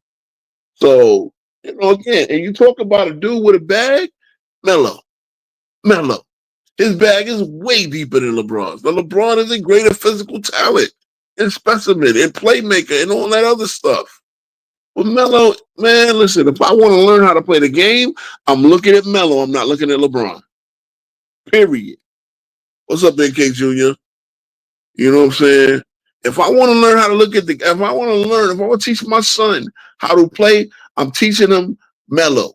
Because Melo got the fine points. Melo got the fundamentals, the post game, the footwork, the knowing how to get the spots. LeBron has the game where if you are a physical freak, dominant, never gets injured, then that's where. You understand what I'm saying? That's where you want Melo. Yes, LeBron is guy's good vision. Melo got all that good core vision too. He just was never the guy that's going to come up and play point forward. I know a lot of his coaches wanted him to, but it's not. It wasn't in his game. Melo could pass. Melo actually led the league, led the Knicks in points, rebounds, and assists one year. For these guys that don't pass to lead your team in assists, I'm just saying it's not the end all be all, but So, again, LeBron is, he's doing this he's trying to defeat narratives. And it's just like, bro, you're 22 years in the league. The fact that you're on podcasts and on shows and shit, you don't do interviews with people. When you did it, you had to thumb your nose to Stephen A. Smith and give it to a white guy that called you a buffoon. Let's keep it a stack. The same white guy that called LeBron a buffoon, LeBron goes to give an interview with, just to stick it to the black man and says something you don't like. I hate that buffoonery as well, that coonery. All right. And then they want to play pro black. All your brother, all your Clutch Sports cats, these cats got podcasts. You couldn't go on Podcast Pete. You couldn't go on Draymond Green. Again, we done talked about all that. She go on the Pat McAfee show because you was in your feelings about Stephen A. Smith. But you forget, again, Pat McAfee was the one that was calling you a buffoon when you did that whole China situation with Daryl Morey. See, a lot of these cats be forgetting. But anyway, yeah, man, these cats, there's no bag, man. I mean, LeBron's bag is what it is. It's play bulldozer basketball, get to the basket. That's just bread and butter. The guy got more shots in the paint for his career than yeah.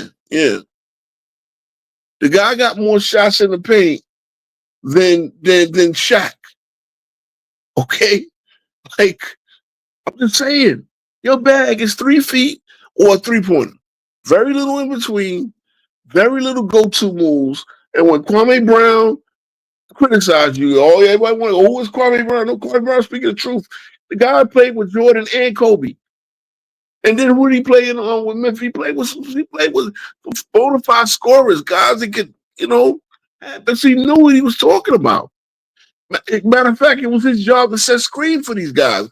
Kwame was never a great player. So what? Better than most people that's criticizing him. So you know what it is, man. Like, bro, again, I mean, this wasn't obviously LeBron raised the question, but this wasn't meant to like shit on him. It really meant to shine on other cats. You know what I'm saying? Because again, he's talking about taking 20 million dribbles. No, everybody has to make 20 million dribbles. It's got again Bernard King. This game was really, really simple, but he could score in so many goddamn ways. Both hands. He could score both hands, both sides of the court. Wasn't no 3-point shot. He wasn't hitting corner threes. His game was 15 and in. And he was a damn menace, Bernard King. Go back and look. He score off either feet, with either hand. That's fundamentals. That's what they talking about. You know, so I know a lot of guys put it better than me. These guys had fundamentals. These guys were not scared to take certain shots because it's not within their repertoire. LeBron is. It is what it is, man. Bro, this is why you got to play with a Kyrie who does have a bag. This is why you have to get a Luka on your team who does have his bag is a little different too. But Luka has a lot of skill that you don't have. And it is what it is. I would say this. This is a good question because it really like when Melo came here, I thought we had the Bernard King. We just didn't have. I always say, man, damn, I wish we had Melo. I wish Ewing and King could have played together, and I wish like Melo and Ewing could have played together, man. Melo was exactly what Ewing needed. Exactly. Melo was more of. It was real similar, but Melo could shoot outside a little bit better. You know, King worked both sides of the lane. He could, you know, again, he can get to the cup. You know, he get that fadeaway baseline. He killed you on a baseline. I mean, this is just my young man on this thing. Like when I go back and look at the film, when I look at the scoring duel he had with Isaiah Thomas in '84, like they had a whole series where they were going back and forth with each other. That was something. And, you know, the Knicks won that. And they got Boston in the second round. And got, you know, Boston was a great team. They wound up, what was it, 84, 86. It was 82, 84, 86 for Bird. So yeah, they won in '84. So, you know, King lost to the eventual champions in the Celtics. They won 81, 84, 86. That was the 3 Bird championships. So I would say a lot of similarities. Just Melo has modern nuances. You know, a lot of modern nuances. He scored a little bit more over the court. But Bernard King, field goal percentage was a lot higher because, again, he's not taking a variety of shots that Melo took. So, you know, again, a lot in the mid-range, but basically working both sides of the lane. Yeah, man, I gotta look at some Bernard King highlights because that's what I do too. Look at the highlight reel, and I'll tell you, my favorite highlight reel is Kevin McHale. That's a motherfucker with a bag, boy, Kevin McHale. And when I watch how he used to school Ralph Sampson, he schooled Kareem Abdul-Jabbar, he schooled Keem Olajuwon, he schooled Patrick Ewing. Kevin McHale was that was one of the first people I modeled the game after.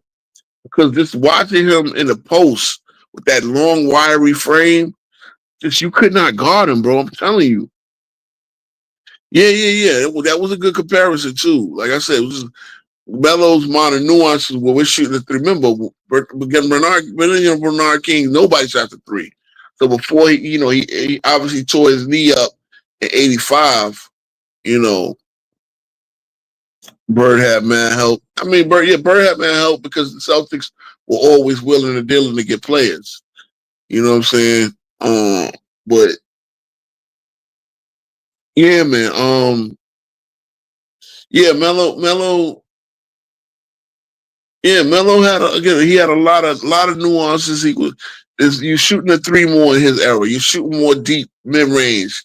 The spacing is different because zone defense and stuff like that. So, but Melo, you know, again, ask people. Yeah, Larry Bird. That's the next reason why in my top 10, I got Bird over LeBron, and he's my first small forward on there. Oh, how could you have Bird over LeBron again? You know, I have Bird over LeBron. Bird never had a losing season. LeBron has had 5 of those, and again, some of them with considerable help. I'm sorry. 18 and 19. 18, 19. First of all, 2 with the Lakers. 2 losing seasons with the Lakers. I don't want to hear. You come to a team with a young core. You better win some games. The injury notwithstanding, okay. You know, people again, I'm a hard grader, man. I'm a hard grader when it comes to, so I'm trying to be consistent, you know. So, yeah, man. I mean, look, if anybody got anything they want to add, like, you know, they want to come up and chat, we can, because I have been holding it down a lot of time. I'm trying not to just ramble on, man. Anything anybody seen, they want to discuss, I think I've tried to cover. I can give a Robert Parrish another one. It's so funny. Robert Parrish had a horrible reputation in Golden State. Remember, Robert Parrish started his career, I think, 75, 76, and he was like a 5-year pro when the Celtics had the first pick of the 81 draft. It's funny. The Lakers had the first pick of the 79 draft. The Celtics had the first pick of the 81 draft. The Lakers had the first pick of the 82 draft. How are these teams winning championships and getting the first pick? It's fucking crazy. Well, yeah, the Celtics had the first pick of the 80 draft. So back-to-back years, the Celtics had the first pick. The Celtics had the second pick. The first pick of the but they traded the first pick. They got Kevin McHale, who they used the third pick, and they got Robert Parrish, who was the underwhelming, they had the second pick for bias. Yeah, that was the fucking genius of Red Auerbach, who he would trade with these bad teams. And these bad teams didn't think, oh, well, I'm just trading the first round pick. They're not knowing they're gonna be bad down the road. And meanwhile,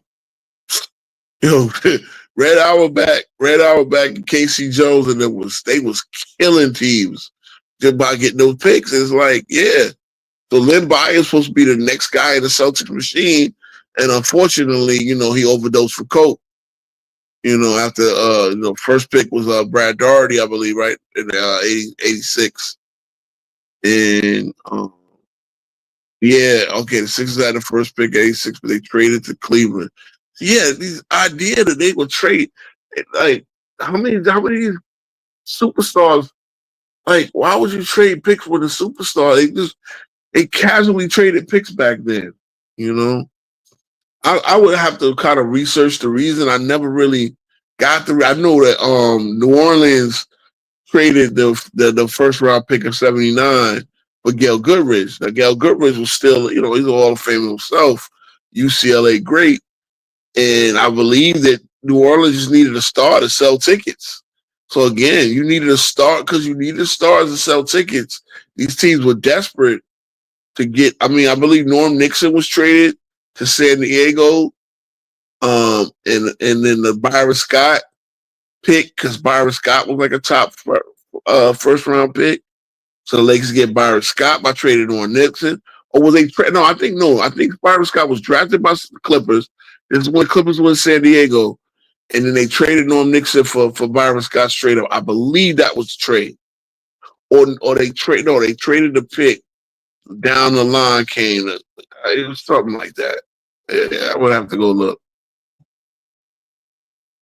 Yep, I remember. See, Danny Ainge, and that's the Celtics legacy. They would kill people in these drafts. Remember, also the Nets.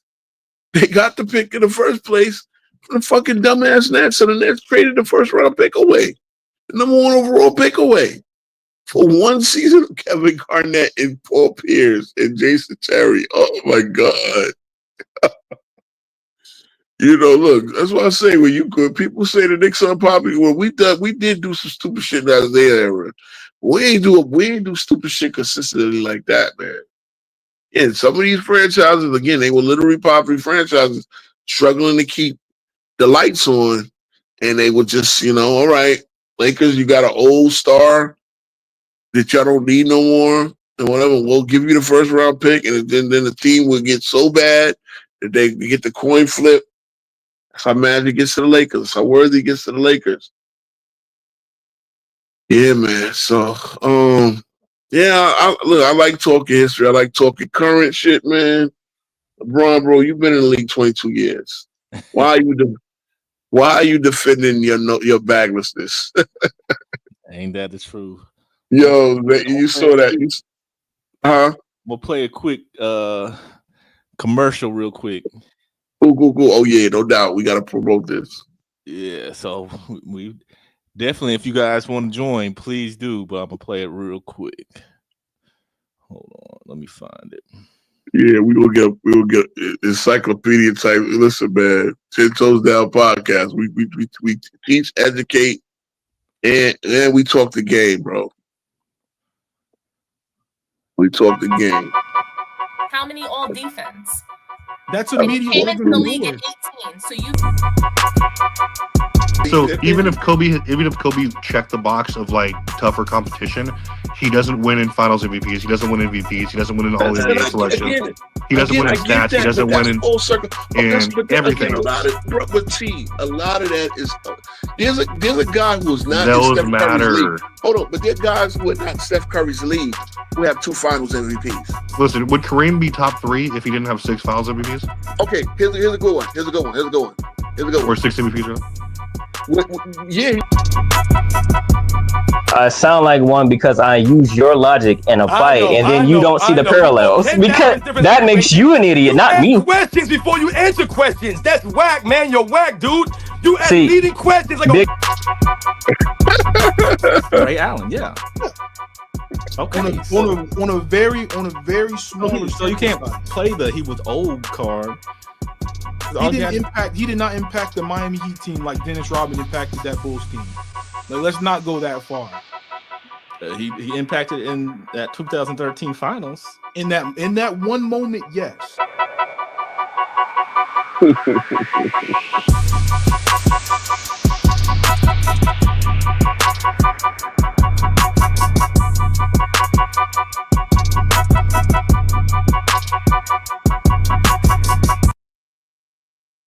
Yo, shout out to the GoCast podcast, man. I'm glad to be up here. I see you had Sports T up here. You had Dart and T Perfect. I was telling him earlier about Woodage. I was telling him the Dart and T Perfect were at a debate, and me and T Perfect had a really good. If anybody caught that show or watch it back, me and T Perfect had a really good debate. We had a better debate than we had on Go Jays Kingdom because that shit was a setup. Let's keep it a stack. They set me up. I come up there, and they got all 3 of the judges as your goddamn broadcast partners. Come on, man. You know what I mean? I see Sports Talk only got into it with Sport Fitness Reds. Robin. Oh man, Sports Talk only, bro. I'm having fun. I'm having fun in the Discord, in the Go James Kingdom Discord with him because he gets a little emotional. I get it. I mean, he's passionate, so I'll say that he's passionate. So we definitely got to hear you too. Yeah. Look, so what is this? Is the Go Cat? So we on the Go. Look. See, though, you kind of confused me too because when I was looking for you, I saw the Go Cat. I saw your the hoops channel. Yeah, Go Cat's hoops, and I was trying to see which one it was, but then this is the one where the podcast come on. Yeah. But then so yeah, what I learned with YouTube, you have to especially if you want people to find you, you have to put your exact @ Yeah. Because if you put GoCast in there, you're gonna see a whole bunch of stuff. Same thing with me. I'm at King Speech Row. You know what I mean? Anybody want, for those people that they might be on your channels, we gotta kind of consolidate and simulcast everywhere. Yeah, I'm gonna start doing that. I have the GoCast Hoops channel where I do more analysis. I just do breakdowns. Yeah. There. Over here is more the podcast where we just where you do the live. I got you. Yeah. So we have a channel is at GoCast Podcast. I think YT. YouTube. But yeah, we're gonna this summer we're gonna try to do these little debates. We're gonna get some guys. If you guys want to join in, please do. Yeah. And look, I don't take things personal. You see me, I go up to Lamont and debate all day. They curse me out. They overtalk me. I don't ever take it personal because I love to talk hoops. I be sitting there just wanting to talk basketball, right? So I got into it with my man Fish. He came over here. Fish, I was telling him because the whole debate was you cannot. And here's a good discussion. Can you have a great defensive team if you have two bad defenders in the starting lineup? What do you think? It's very hard.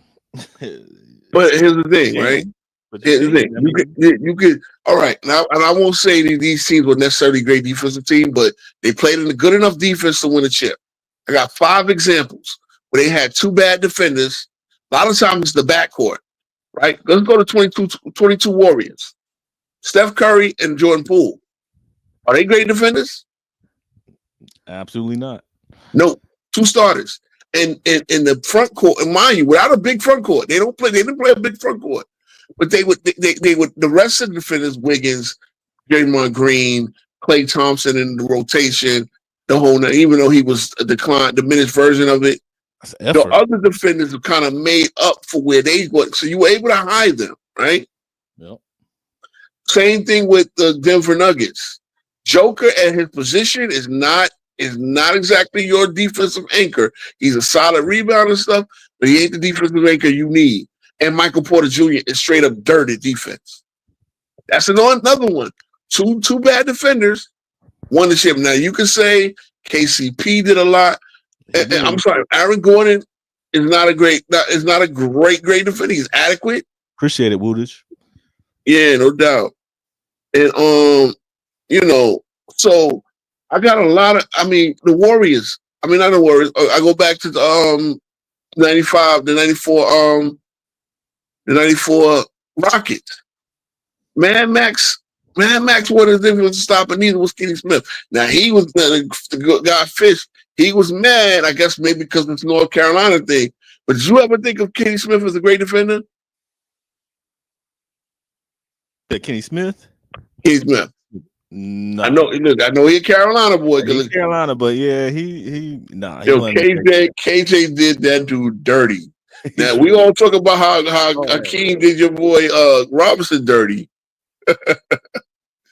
The series before that, KJ wore Kenny Smith ass out. Sorry, Kenny Smith was good at a lot of things. Defensively, he was not that guy. A lot of people wore Kenny Smith out. I'm just saying.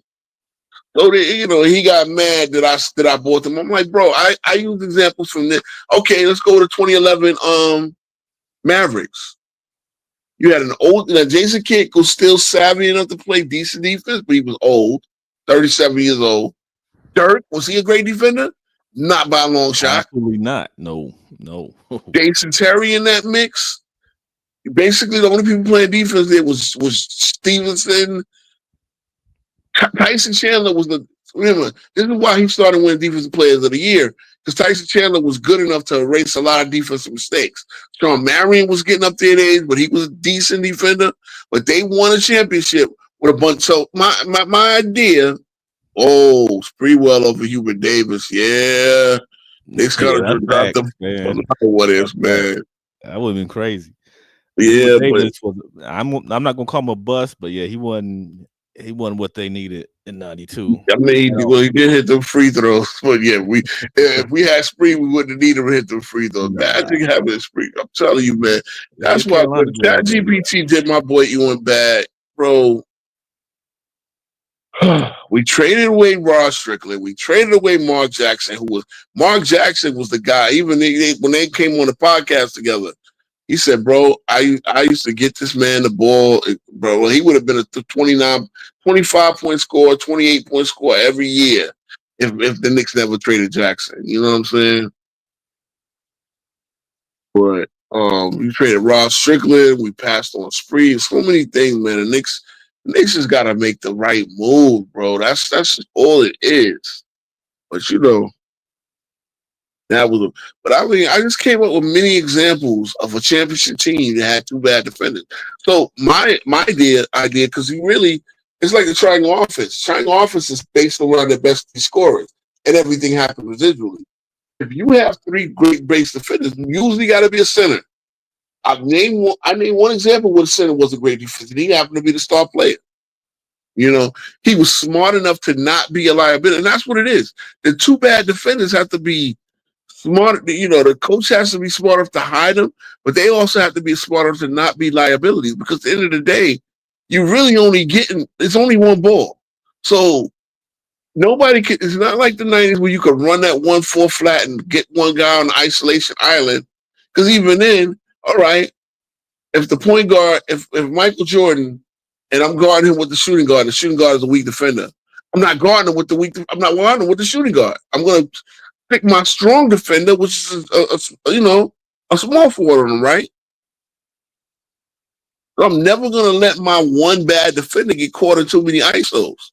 So you can always scheme around two bad defenders. That's just my take on it. And people are like, no, you can't do that. All right. Yeah. I invited Fitz to come up and speak about it, but nah, I just want to do barbershop talk. Nah, bro, I know the game.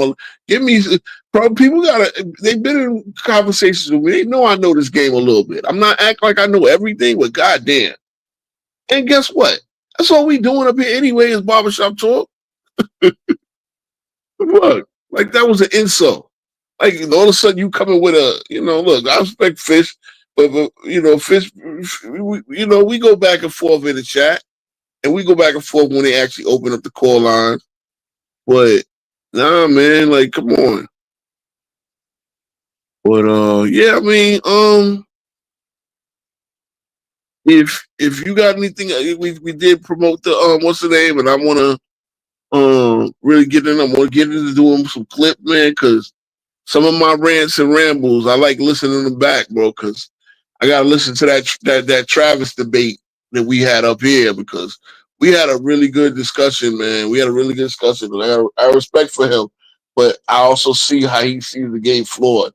Again, one thing, man, I always say, we did this ChatGPT stuff, we did this bag stuff, but at the end of the day, none of it matters if in context to your team. You have to make team. See, that's the thing. Everybody wants to talk player versus player, and they're not realize. Like even the Angel Reese, Caitlin Clark stuff. Obviously, Caitlin Clark is a better player than Angel Reese. I'm not having that debate. But the fact that they act like Angel Reese is dirt, and they act like her rebounding and tenacity doesn't help teams. She's not a point guard. The offense is not running through her, and the Chicago Sky is a bad team. Now, it was all complaining last year. Caitlin Clark had no help. They got like one or two girls. And now they're good. But mind you, they still got a losing record. She's supposed to got a super team and they beat the Sky. Man, listen, at the end of the day, y'all can debate players all you want. That's the point I'm making here.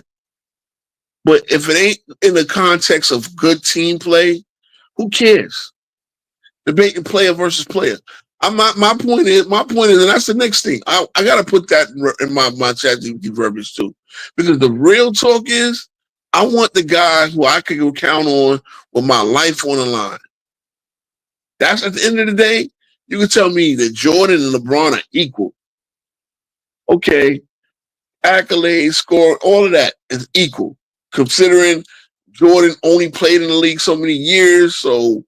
LeBron having 10,000 more points, obviously 7 more years in the league, you better. But the point is, if you felt everything in their resume was equal or close enough, here's going to break the tie. If your life was on the line, would you choose LeBron or Jordan? Of course, you'd be a fucking idiot to choose LeBron in a big game over Jordan. I'm sorry. And would you choose LeBron over Kobe?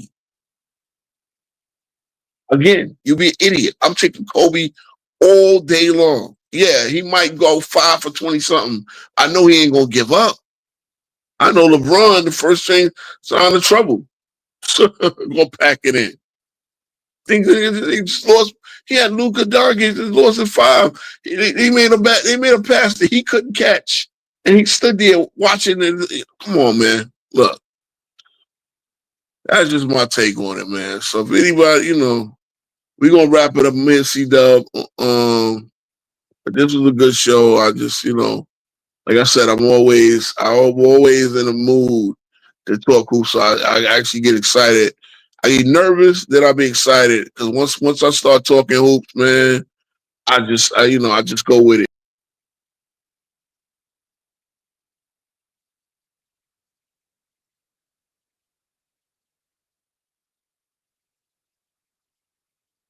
But yeah, that's what I want this podcast to be about, man. It's talking hoops. Again, we 10 toes down. That means we don't flap all over the place. I don't sit there and follow media narratives. I don't follow media now. I have my own opinion, my own way of seeing things. And just because, like, right, the Halliburton thing. I want to talk about, give a quick review for the game tomorrow. I might go on live with 93 Zay. I might. He probably going to invite me and he's giving me the opportunity. You know, I know a lot of you guys come from, a Rockwood 93 Zay, and I'm just, I'm his little YouTube, even though I'm his big homie in age.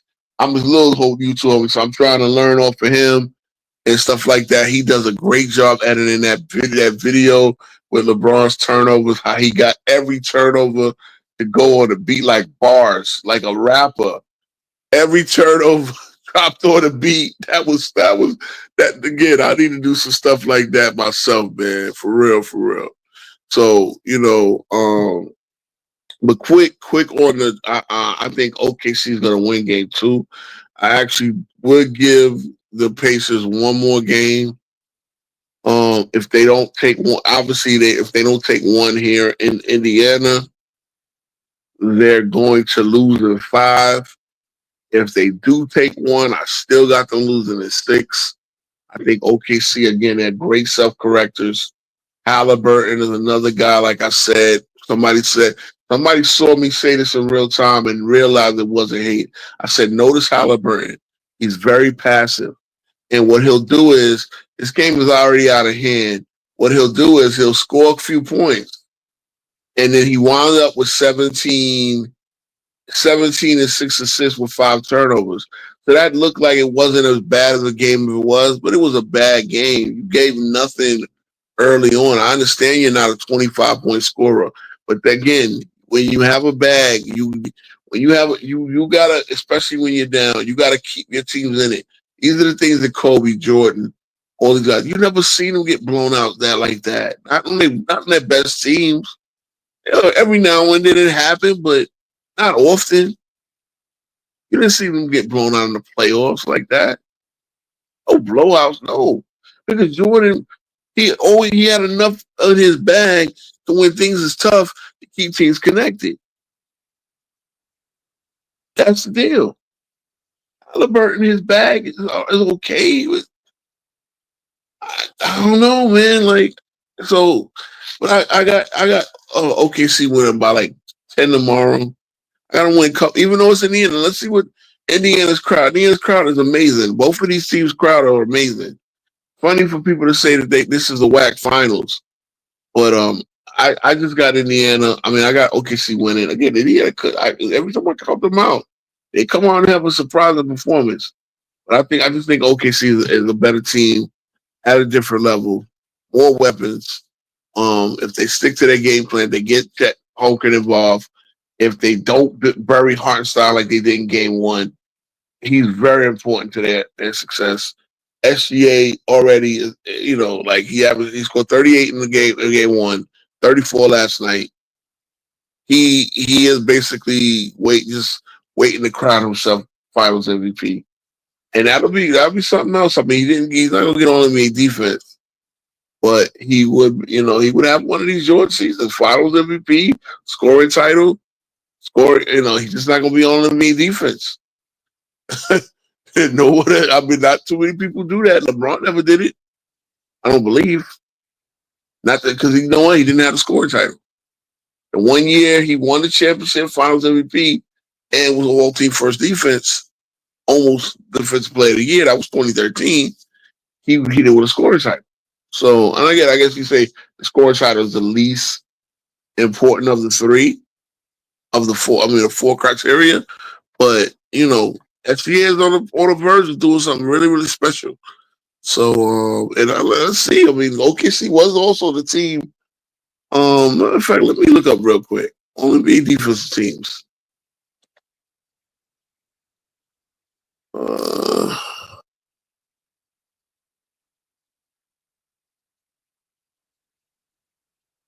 Did they name it yet?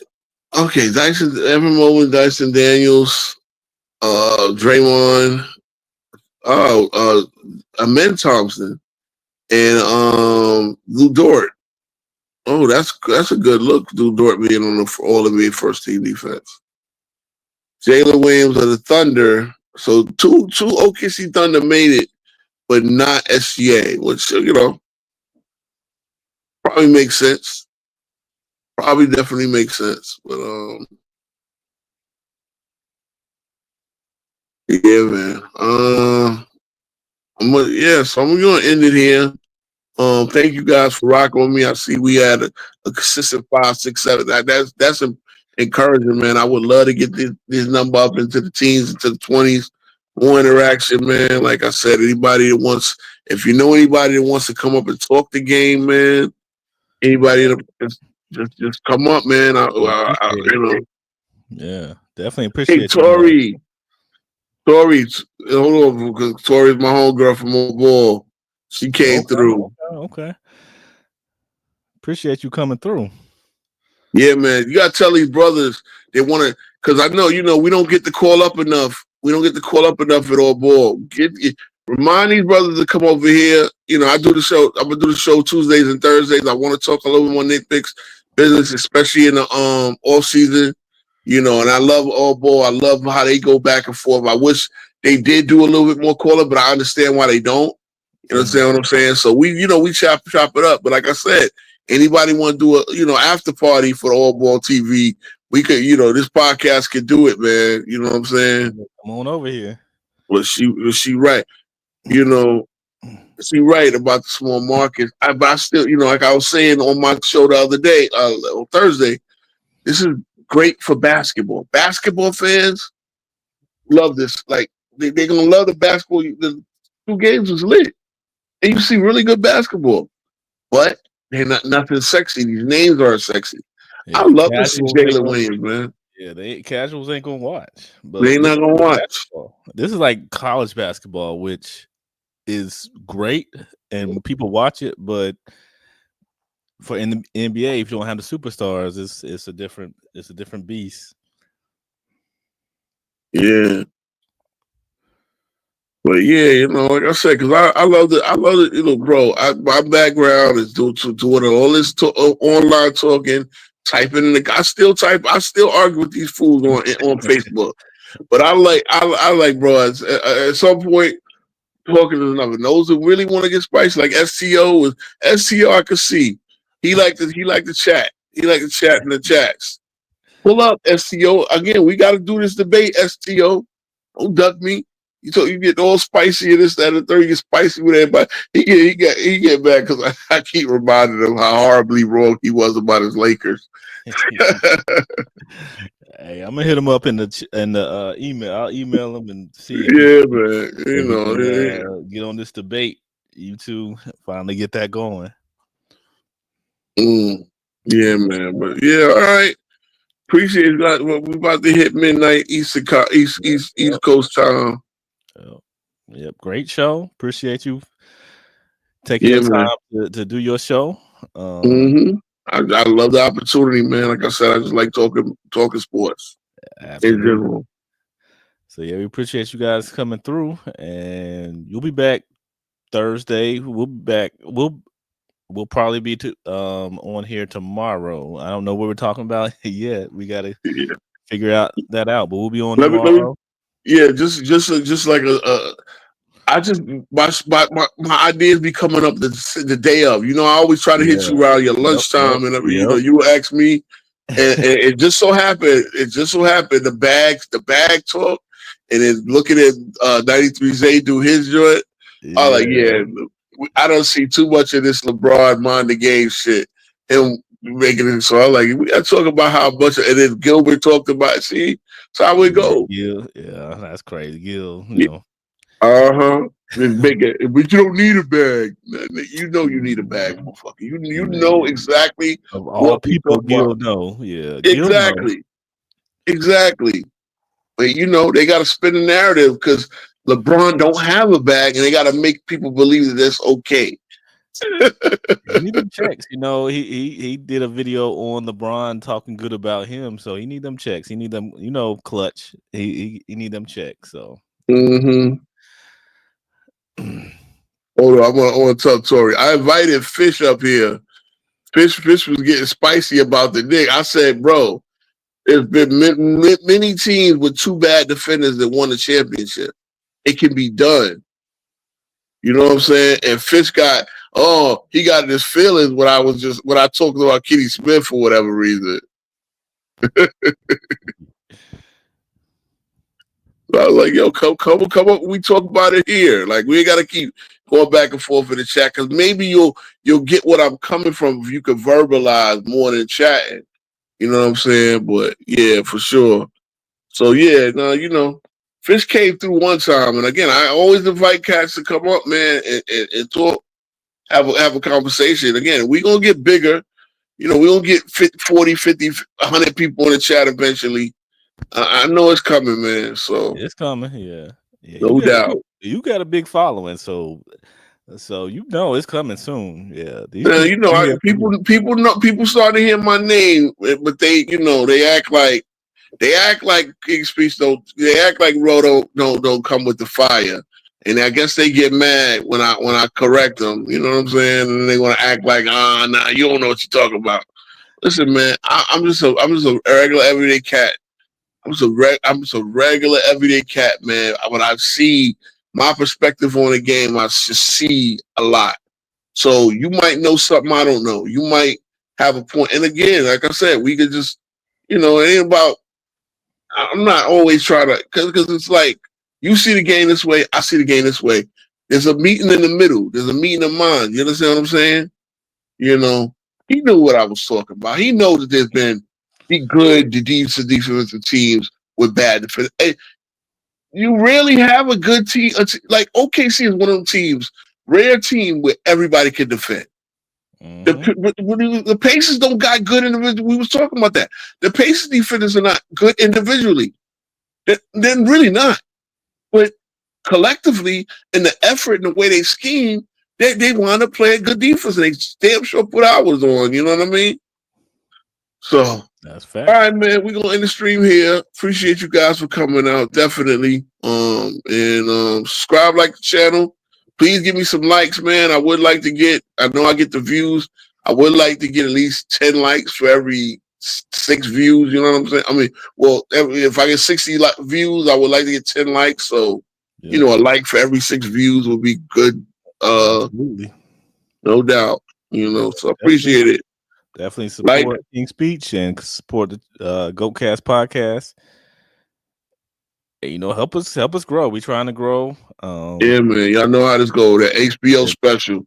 Help a brother out. Like, I'm not asking for no, Yeah. I'm just going along with it. As I get bigger and better, as I get more entertaining, then I'll start asking, for any super chats or anything like that. But I really appreciate you. All right. Appreciate you, Tori. For real. So all love. Knicks fan, right? All ball fan. Love y'all. All right.